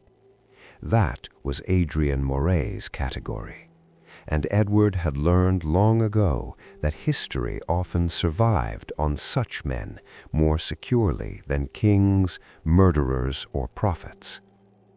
Adrian had been given the upper terrace study for the afternoon, perhaps because he asked for somewhere with better light, which sounded harmless until one remembered that men who wanted better light during police questioning usually wanted to keep seeing themselves clearly. The study was lined with travel books no one had opened in years and maps framed to look inherited rather than bought. The window behind the desk gave a view of the estate road descending toward the gate, and beyond that the lake, metallic now in the dropping sun. It was the sort of room where old deals had probably been called wisdom. Adrian stood when Edward entered. Unlike Victor, he observed the courtesy. Unlike Luke, he performed it. "Mr. Hale, I suppose this is where I'm informed that my youth has become administratively inconvenient." Edward took the chair opposite the desk. "That happened 40 years ago. Today is merely when it started charging interest." Adrian smiled politely. Too politely. He was the most preserved of the surviving drivers, not because he had Gideon's money or Victor's animal hardness, but because he had made a career out of remaining agreeable. His suit was the best tailored of them all, and somehow the least interesting. His hair had thinned beautifully. His voice was soft enough that people had to lean in slightly, which was one of those invisible social advantages mild men learned to use without ever calling it power. Inspector Bellini remained in the corridor outside, visible through the half-open door. Adrian noticed that, and noticed that Edward noticed him noticing. Good. Edward did not begin with accusation. "You drove the support van the night Nico Bellori died." Adrian's face did not change much, but it changed enough. "Yes," he said. That was useful. No opening denial, which meant he had already understood the old lie had failed its final inspection. "And today," Edward said, "you drove third." Second, effectively, once Victor began spacing himself theatrically. Edward nodded. Small correction, important. Adrian still thought in road order, not social order. "Tell me about the van." Adrian looked at the desk, not out the window, which was interesting. "There isn't much to tell." Edward said nothing. Adrian continued. "Bellori was in the rear compartment, injured, angry, not unconscious, not at first. Who put him there? Gideon and Victor. Luke opened the doors. Yes. Sebastian?" Adrian gave a slight shrug. "Present in the way storms are present, loud, unstable, and not useful." "Matteo?" "Gone to his car, or trying to look as though he were." Edward watched him carefully. "And Elena Sartori?"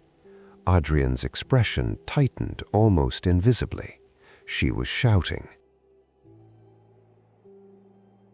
At whom, all of us, did she know Bellori was badly hurt? Yes. Did she ask for a doctor? Yes. And you drove anyway? Adrian finally looked up. Yes. No ornament. Good. Why? Adrian exhaled softly. Because by then the room had changed. Edward leaned back slightly. That's vague. No, Adrian said quietly. It's precise. Before Matteo's crash, Nico Bellori was an injured man in a garage fight. After Matteo's crash, he became a complication attached to a dead celebrity. That changes what cowards call practical. Edward let that sit. Adrian was not innocent, but he was beginning to prefer accuracy over self-respect. That often produced the best evidence. How long was Bellori alive in the van? Adrian's eyes moved again, as though the road to Monaco were laid out somewhere beyond the bookshelf. Long enough, he said, for everyone in front of us to remain guilty. Edward said, not a sentence, a sequence. Adrian gave a faint, humorless smile. Yes, of course. He clasped his hands once on the desk, then unclasped them. We left later than the drivers. Bellori was drifting in and out. He had blood in his mouth. One side of his face was wrong. There may have been internal injury. There was certainly concussion. Elena tried to get into the van. Victor stopped her. Gideon said she'd make everything worse. Luke said nothing. I drove. To the race route? Yes. Why not to a hospital? Adrian did not answer immediately, because Gideon said not yet. Edward nodded. There it is. Adrian looked at him. What is it? The point men like you always wait for, the sentence powerful enough to obey. Adrian's mouth tightened. Yes, he said, perhaps. Edward did not soften. Not perhaps. Another silence. Then Adrian said, fine, yes. Gideon said not yet. Victor agreed. Matteo was already dead or dying by then. The only conversation that mattered became reputation. And Bellori? Adrian looked tired now. Bellori became time. That was a good line, perhaps too good, but it was also true. In what state did he arrive? At the Overlook Road turn-off first, then lower, where the police and ambulances were headed for Matteo. Alive? Yes. Speaking? Barely. What did he say? Adrian swallowed once. That, Edward thought, mattered. What did he say? Adrian looked at the wood grain of the desk like a man choosing whether language deserved to survive him. He asked for Elena. He said, silence. Anything else? Yes. What? Adrian answered so softly Edward almost made him repeat it. He said Matteo didn't mean to kill him. Edward did not move. Not Matteo didn't hit him. Not Matteo was innocent. Adrian closed his eyes briefly. No, Matteo didn't mean to kill him. Yes, which meant Bellori in the back of that van, dying by inches while rich men ranged the order of scandal, had understood the room more clearly than all of them. Matteo's blow had started the injury. Gideon's road touch had started the public death. Victor's cleanup would bury Bellori afterward, and Adrian turned the key and drove the interval between injury and erasure. Edward said quietly, when did Bellori die? Adrian's answer came after a long pause, before we reached the lower emergency road, and then Adrian's face became very still, and then Victor told me to keep driving. There it was. Why? Because by then stopping would have created 2 scenes instead of 1. And you agreed? No, Adrian said. I obeyed. Edward watched him. That distinction matters to you. Adrian met his gaze. It's the only one that allowed me to get old. No denial. Better and worse at once. Edward changed direction. Marco Sartori. Adrian's face did not change. That was telling in itself. You know who he is? Yes. When did you first know? Years ago. How? Elena wrote to Gideon. Gideon showed Victor. Victor showed me, because Victor thought secrets become lighter when distributed. That sounded like Victor exactly. What did the letter say? Adrian looked toward the lake. That Nico Bellori was the dead man that mattered, that Matteo had merely fallen, that Bellori had been abandoned, that there was a son, that memory would correct itself eventually. Edward nodded once. Yes. Adrian continued. Gideon was furious. Victor was irritated. Luke, when he learned later, looked like a man who had been sentenced without a court. Sebastian never understood why any of it mattered beyond money. And you, Adrian smiled faintly, bleakly. I understood that she was right. Edward said, yet you did nothing. Adrian's gaze sharpened. What would you have had me do 40 years later? Confess at lunch, dig up a van that no longer existed, return Matteo's version of grief with corrections attached. Edward did not answer that. It was the wrong question. Today's crash. Gideon died first because he touched Matteo's rear quarter. Victor is next because he turned Bellori's death into logistics. Luke understood the method because he watched and did nothing. Where do you fall? Adrian looked at him for a long second. I drove the body. Edward nodded. Yes, and Marco knows that. Yes. Adrian stood then and crossed to the window, not dramatically, simply because sitting had ceased being useful. Outside, the estate road curved down toward the gate in elegant loops lined with cypress and old stone walls. Beyond it, the lake took the last light without warmth. He was here this morning. Edward did not answer. I saw him before the photograph, Adrian continued, near the service wall. He looked like Elena around the eyes, not Bellori. Bellori was too open-faced for revenge. Edward stood as well, though he did not go to the window. Why didn't you tell anyone?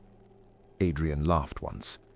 Because naming him aloud would have made him real, and because some part of me thought Gideon might finally understand what waiting feels like. That was the closest thing to honesty yet. And now? Adrian turned back. Now I think he intends to finish the order. Edward said nothing. Adrian continued. Gideon first, Victor second, me third. Why you before Luke? Because Luke's guilt is passive, mine is mechanical. Adrian paused. Marco is not killing sentimentally, he is arranging equivalents. That matched Edward's structure exactly. And Sebastian? Adrian's mouth hardened. Sebastian survives by failing to deserve sequence. Men like him are often spared until the end because their guilt is diffuse and therefore irritating rather than central. Edward almost smiled. Efficient. Yes, Adrian said. He gets that from Elena, I imagine. Interesting. You knew Elena better than the others did. Adrian looked at him sharply. No. Wrong. A beat. Then Adrian said, She came to me once, 2 years after Monaco, asked whether Bellori had said anything at the end. And I lied. What did you tell her? That he was unconscious. And why did you lie? Adrian looked suddenly old, properly old, not wealthy old, preserved old, editorially aged, just old. Because if I told her he asked for her, then she would have had something alive to mourn, and I had already helped take everything else. There it was, the first truly human sentence he had given. Edward let the silence sit with it. Then, did Marco know that? Adrian shook his head. No. Edward believed him. The room remained quiet for several seconds before Adrian spoke again. "There's a letter," he said. "Yes. Not Elena's, Marco's." Edward's head tilted slightly. "Go on." "He sent one to Victor last month, not signed, just one line." Adrian went to the desk, opened the top drawer, and removed a folded sheet. He hesitated only once before handing it across. Edward opened it. The paper was plain, the handwriting careful. "The wrong dead man has been honored for 40 years. I am coming to correct the order." Edward folded it again. "Victor kept this." "Yes." "Why?" "Because men like Victor keep threats the way collectors keep provenance." Edward nodded. "Did Bellini see this?" "No." "Why not?" Adrian's answer was flat. "Because until today I still believed old shame could be managed privately." Edward handed the letter back, then didn't let go of it. "No," he said quietly. "You believed you could survive being third." Adrian looked at him. For the first time in the interview, there was no polish left. "Yes," he said. That was enough. When Edward left the study, Bellini was waiting in the hall. "Well?" Edward held up the letter. He announced himself. Bellini frowned. "Marco?" "Yes." "And Adrian?"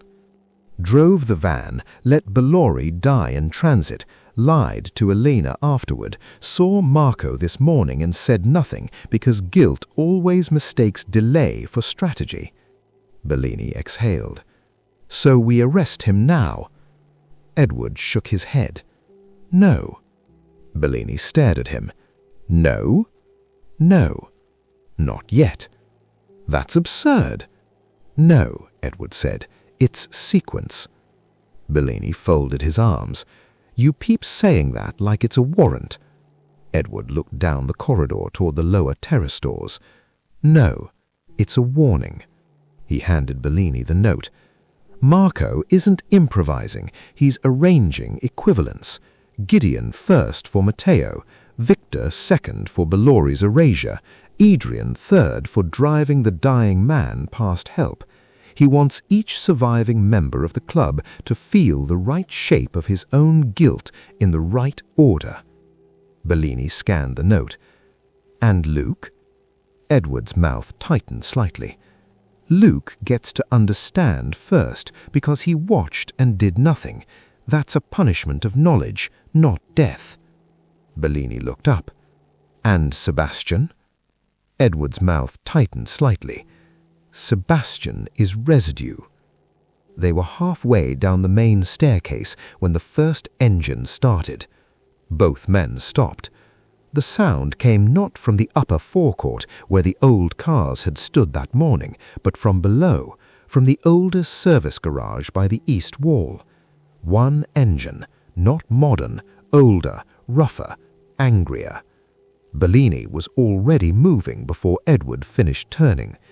By the time they reached the lower service yard, the garage door was open and the deep blue Lancia from the Memorial line had rolled halfway into the drive. Sebastian Crane stood beside it in short sleeves, drunk, pale, outraged, and trying to get the key from a mechanic who kept backing away from him. "What the hell is happening?" Bellini shouted. The mechanic turned. "Someone started it," he said. "It was dead all afternoon." Sebastian laughed too loudly. "Let him watch," he said. "If the dead are returning by chassis number, we may as well be entertained." Edward looked past him into the garage.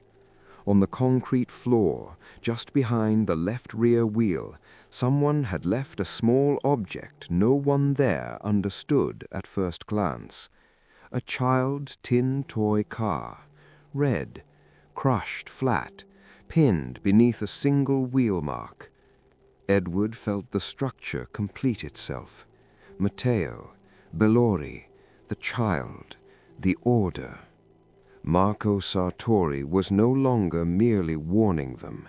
He was now inside the estate's choreography. And if Sebastian Crane was still alive, it was only because Marco had decided drunken irrelevance did not deserve immediate precision. Victor Sorel, on the other hand, was still somewhere in the house. Edward turned to Bellini. "Find Victor, now." Bellini was already shouting for officers, because now the revenge was not historical, it was moving. Epilogue: The Order of the Dead. They found Victor Sorel in the wine cellar, not dead, which in its own way was worse. The cellar lay beneath the oldest part of the villa, carved partly into the hillside rock, long before the estate had acquired its modern steel, curated light, and glossy architectural arrogance. The room was cool, dry, and expensive in the way only old European houses managed to be, less like a storage space than a mausoleum built for appetite. Row after row of bottles slept behind iron lattice. Dust had been managed, not allowed. Age here was catalogued, insured, and inventoried into value. Victor sat on the stone floor near the rear wall when the officers reached him, one shoulder against a rack of Bordeaux, older than some governments, and, if gossip were to be believed, certainly more stable. His hands were bound in front of him with leather driving gloves, knotted so tightly that the fingers had darkened.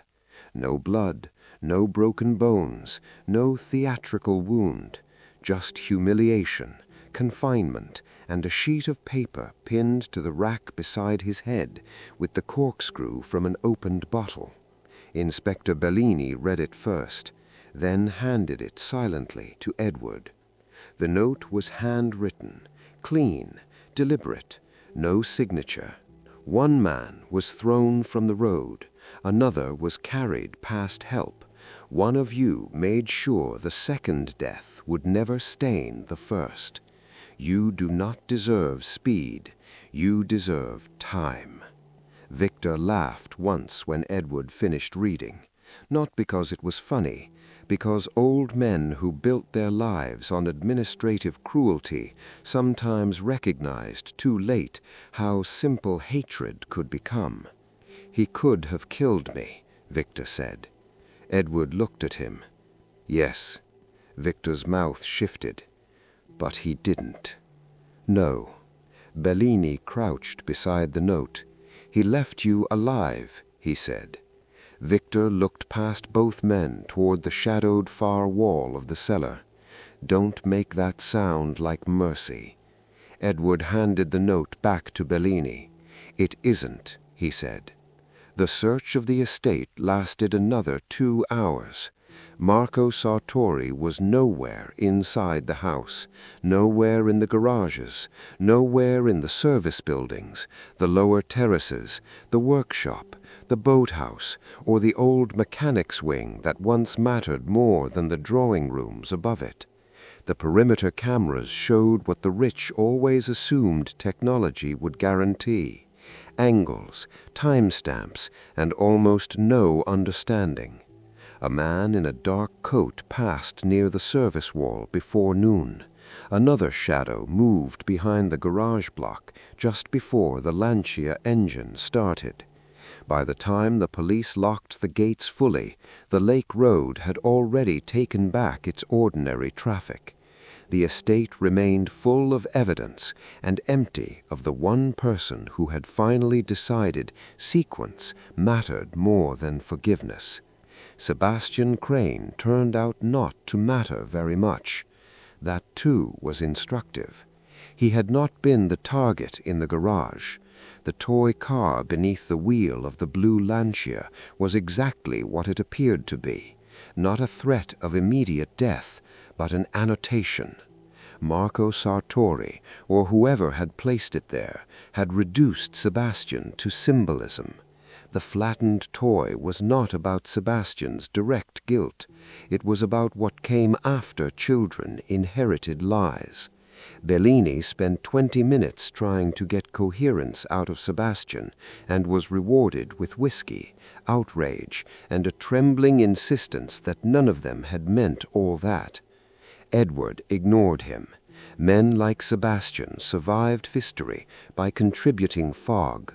The club's real structure had always rested elsewhere. By 9 o'clock, the surviving members of the old Aurelian Club were reduced to 3 meaningful categories: Luc Renard, witness; Victor Sorel, cleaner; Adrien Moret, carrier. Others circled the crime. These 3 had maintained it. And somewhere outside the estate walls, Marco Sartori knew exactly that. Edward found Luc on the upper terrace after dark. The house behind him glowed in long rectangular bands through the glass, each lit room revealing movement that looked from a distance like expensive puppetry. Lawyers had arrived, family members whispered, servants carried trays no one wanted. The estate had entered the familiar, ugly phase where grief lost all visual interest and power resumed its work inside conversations. Luc stood alone by the stone balustrade overlooking the lake. He was not drinking. That, Edward had learned by then, was how one recognized the truly guilty at estates like this. The innocent sought sedation, the performative sought witnesses, and the guilty who had finally understood the shape of the thing often sought unadorned night. "He left Victor alive," Luc said, without turning. "Yes," Luc nodded once. "I knew he would." Edward stood beside him, not too close. Why? Because death would have been the easy correction. Luc looked out over the black water. Victor's actual talent was not killing Bellori. It was turning Bellori into an administrative problem. The note understands that. Edward said nothing. Luc continued. Marco wants us to feel our roles in the right scale. Gideon first, because he made public death. Victor second, because he buried private death. Adrian third, because he transported the body inside the lie. He paused. And me he leaves alive to watch. Edward looked at him. You think that's enough? For now, Luc said, yes. It was not self-pity. That made it useful. Did you ever try to find Elena after Monaco? Edward asked. Luc took longer than usual. Yes. Successfully? No. Why not? Because trying is not the same thing as insisting. Edward nodded. Another good line, another worthless act. And if Marco had killed Victor tonight, Luc's voice remained level, then the story would have remained tidy enough for people like you to close the file around revenge. He finally turned his head. But he didn't, did he? He left the note. He left sequence. He wants the original order restored before he allows anyone the relief of calling him a murderer. Edward looked at him. That's not a relief. Luc almost smiled. For courts, perhaps not. For memory, yes.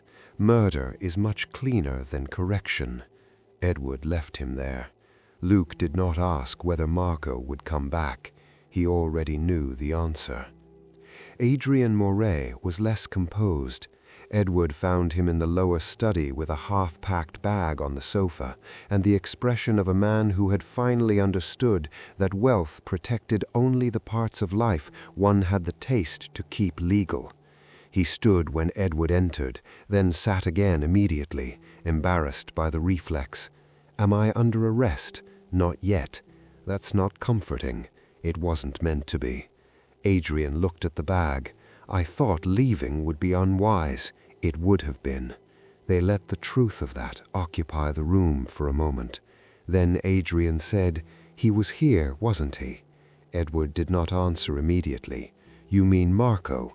Yes, yes. Adrian closed his eyes briefly. I drove Bellori past the hospital road. Yes, I know. Yes, that's what he wants me to feel. Edward watched him. No, he said, that's what happened. Adrian's face tightened. What would stop him? The truth becoming public in the right order. Adrian laughed once, softly, hopelessly. That sounds very elegant. It isn't. Edward glanced at the bag. It sounds like testimony. Adrian said nothing. For nearly half a minute, the room held only the low hum of the climate system and the distant movement of people still trying to conduct estate business in a house the dead had made morally uninhabitable. Then Adrian asked, "If I tell it properly now, does that save me?" Edward's answer was immediate. No. Adrian absorbed that. "But it may," Edward continued, "make the next death unnecessary." That was the first thing all evening that made the older man look as though he truly understood the stakes. The press got the wrong version before midnight. Of course they did. The first stories described the death of billionaire former racer Gideon Vale during a memorial drive and added by morning that police were exploring possible links to an unresolved historical rivalry. Matteo Vescari's photograph resurfaced within hours, handsome and doomed in black and white. Headline writers loved symmetry too much to refuse it. A dead golden boy from the past and a dead financier from the present made excellent copy. Nico Bellori did not appear in the first 12 articles, Elena Sartori in none of them. Marco, naturally, did not exist at all. Edward watched the first wave of coverage in Bellini's temporary office set up in the estate's old accounting room. The room suited the case better than the salon or library ever had. Filing cabinets, harsh desk lamps, scuffed tile, a wall safe no one had opened in years. It smelled faintly of paper and stale ink. That was better. Truth preferred poor furniture. Bellini stood over a map of the estate and surrounding roads. "I can keep officers here overnight, more in the village below. But if Sartori wants to watch, he'll watch. If he wants to move, he knows the terrain better than any of us by now." Edward nodded. "Yes. And?" Edward looked at the map. "And he left Victor alive for a reason." Bellini frowned. "You keep saying that. Because it matters." Bellini waited. Edward continued. "If Marco had wanted only revenge, the order would be less careful. He would kill Gideon, then Victor, then perhaps Adrian, and call it blood. But instead he has staged explanation. Gideon dies in the shape of Matteo's death, so Luke understands. Victor lives with a note, so the cleanup is named. Adrian remains because transport has not yet been forced into testimony." Bellini rubbed a hand across his jaw. "You think he wants us to do part of the work?" "Yes." "That's inconvenient." "Yes." Bellini looked at him. "And morally?" Edward considered. "Morality is a luxury the club used up in 1983. Bellini didn't disagree. They found Gideon's safe just after 1 in the morning. It sat behind a panel in the upper dressing room attached to his guest suite, because rich men remained faithful to cliché when it involved their private self-importance. Inside were cash envelopes, 2 old watches, a pistol he should not have still had, and the letter from Elena Sartori. Bellini read it first, then gave it to Edward. It was short, handwritten, no legal tone, no plea, just fact sharpened by time. Gideon. Matteo's death was an accident shaped by cowardice. Nico's death was a choice. One of you struck him. One of you pushed Matteo. One of you drove. One of you cleaned the van. One of you watched and built 40 years of speeches around the wrong grave. My son knows the order now. if you still think the dead can be arranged to flatter the living, keep driving. Elena Sartori. Edward read it twice, then once more. Interesting, he said quietly. Bellini looked at him. What? She didn't name them. No, she preserved the order instead. Bellini frowned. Meaning Marco learned method from his mother. That mattered. Elena had not taught her son to kill, she had taught him to sequence. The difference in cases like this was everything. Edward left the house at 2:30 and walked alone down to the old garage block. No officer stopped him. Bellini had long since stopped pretending Edward needed escort to think. The night air was cold enough now to make the stone steps slick with returning damp. The estate lay behind him in lit rectangles and moving shadows. Ahead, the garage block sat mostly dark, except for one low service light above the side door. The yard was empty. The Lancia had been secured. The toy car had been bagged. Everything useful now existed in evidence or memory. Edward stood in the center of the concrete and waited. At first, nothing. Then, from the edge of the service wall where the morning photograph had half caught him, a man stepped into the light. Dark coat, lean build, mid-40s perhaps. Not Matteo's beauty, not Bellori's openness, if Luke had described that correctly. A face made from old patience and newer decision. The eyes, Edward thought immediately, belonged to a woman who had spent years surviving men without ever forgiving their grammar. Marco Sartori, Edward said. The man did not bother denying it. You took your time. I prefer rooms after they stop lying. Marco looked toward the dark garage. They never stop. They only get less expensive. Edward almost smiled. Yes, Elena, very likely, in the structure of that answer. You killed Gideon Vale. Marco said nothing. That wasn't a question, Edward added. Marco nodded once. Yes. No denial. No profit. Edward let the night hold for a moment. You left Victor alive. Yes. Why? Because a dead cleaner becomes a victim too quickly. Edward nodded. And Adrian, still alive. For now. Marco did not answer. Edward stepped closer, though not enough to threaten and not enough to suggest trust. You don't want justice, he said. Marco's expression didn't change. Neither do courts. No, but what you want is narrower. Marco took that in, then said, I want the order returned. Edward nodded. Yes, exactly.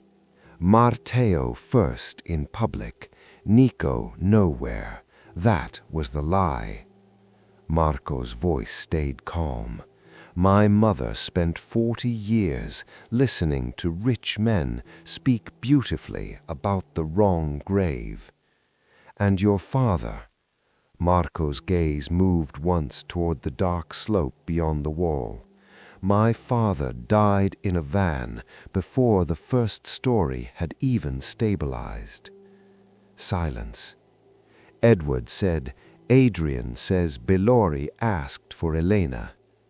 The first crack in Marco's stillness appeared then, small, human. Yes, he said. He didn't know that. No. Now he does. Marco looked at him.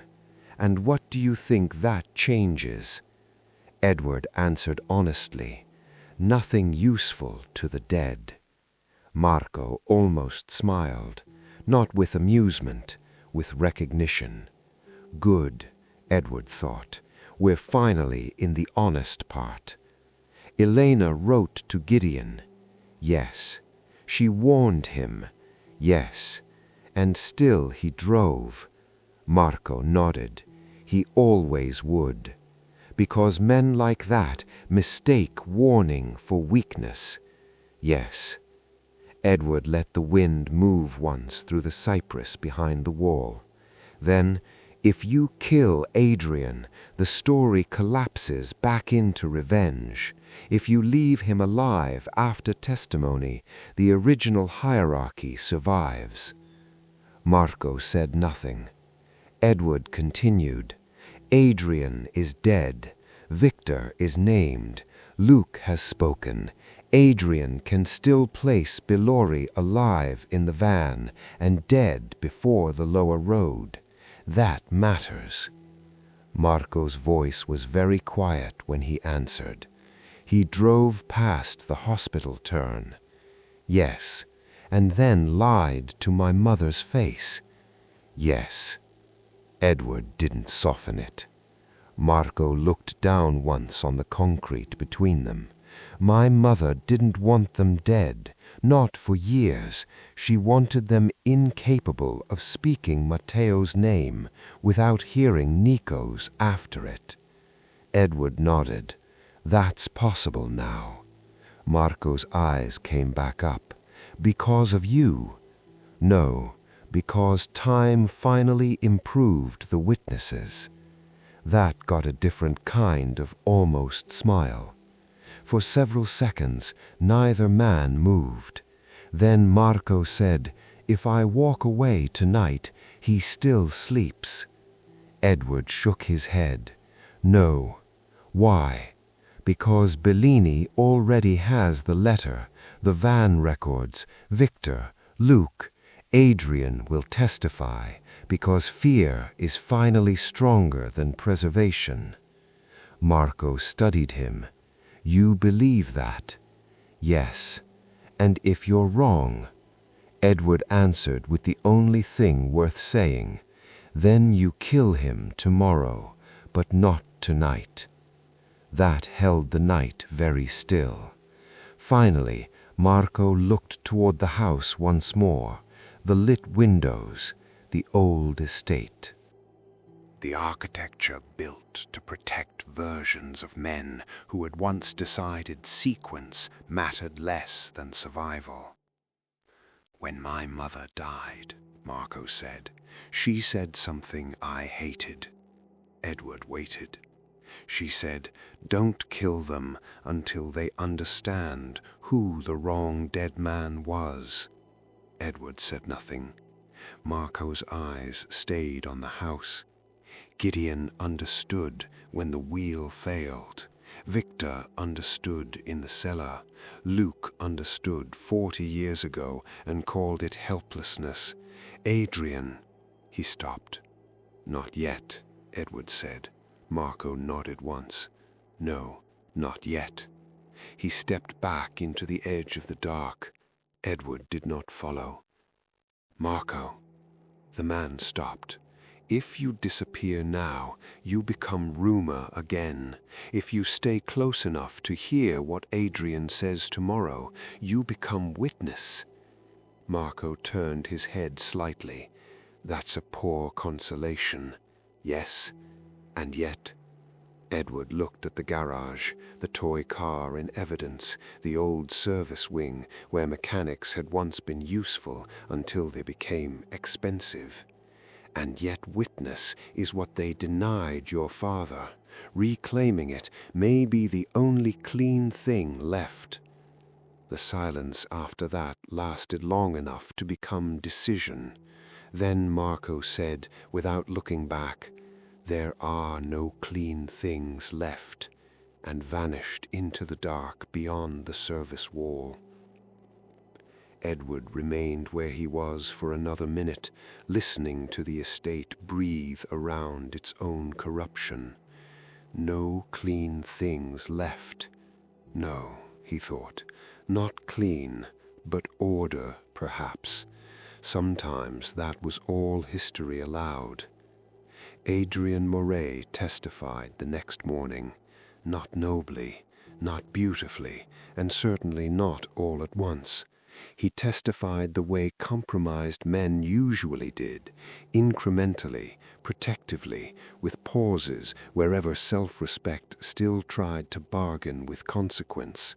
But he placed Bellori alive in the van, injured from Matteo's assault.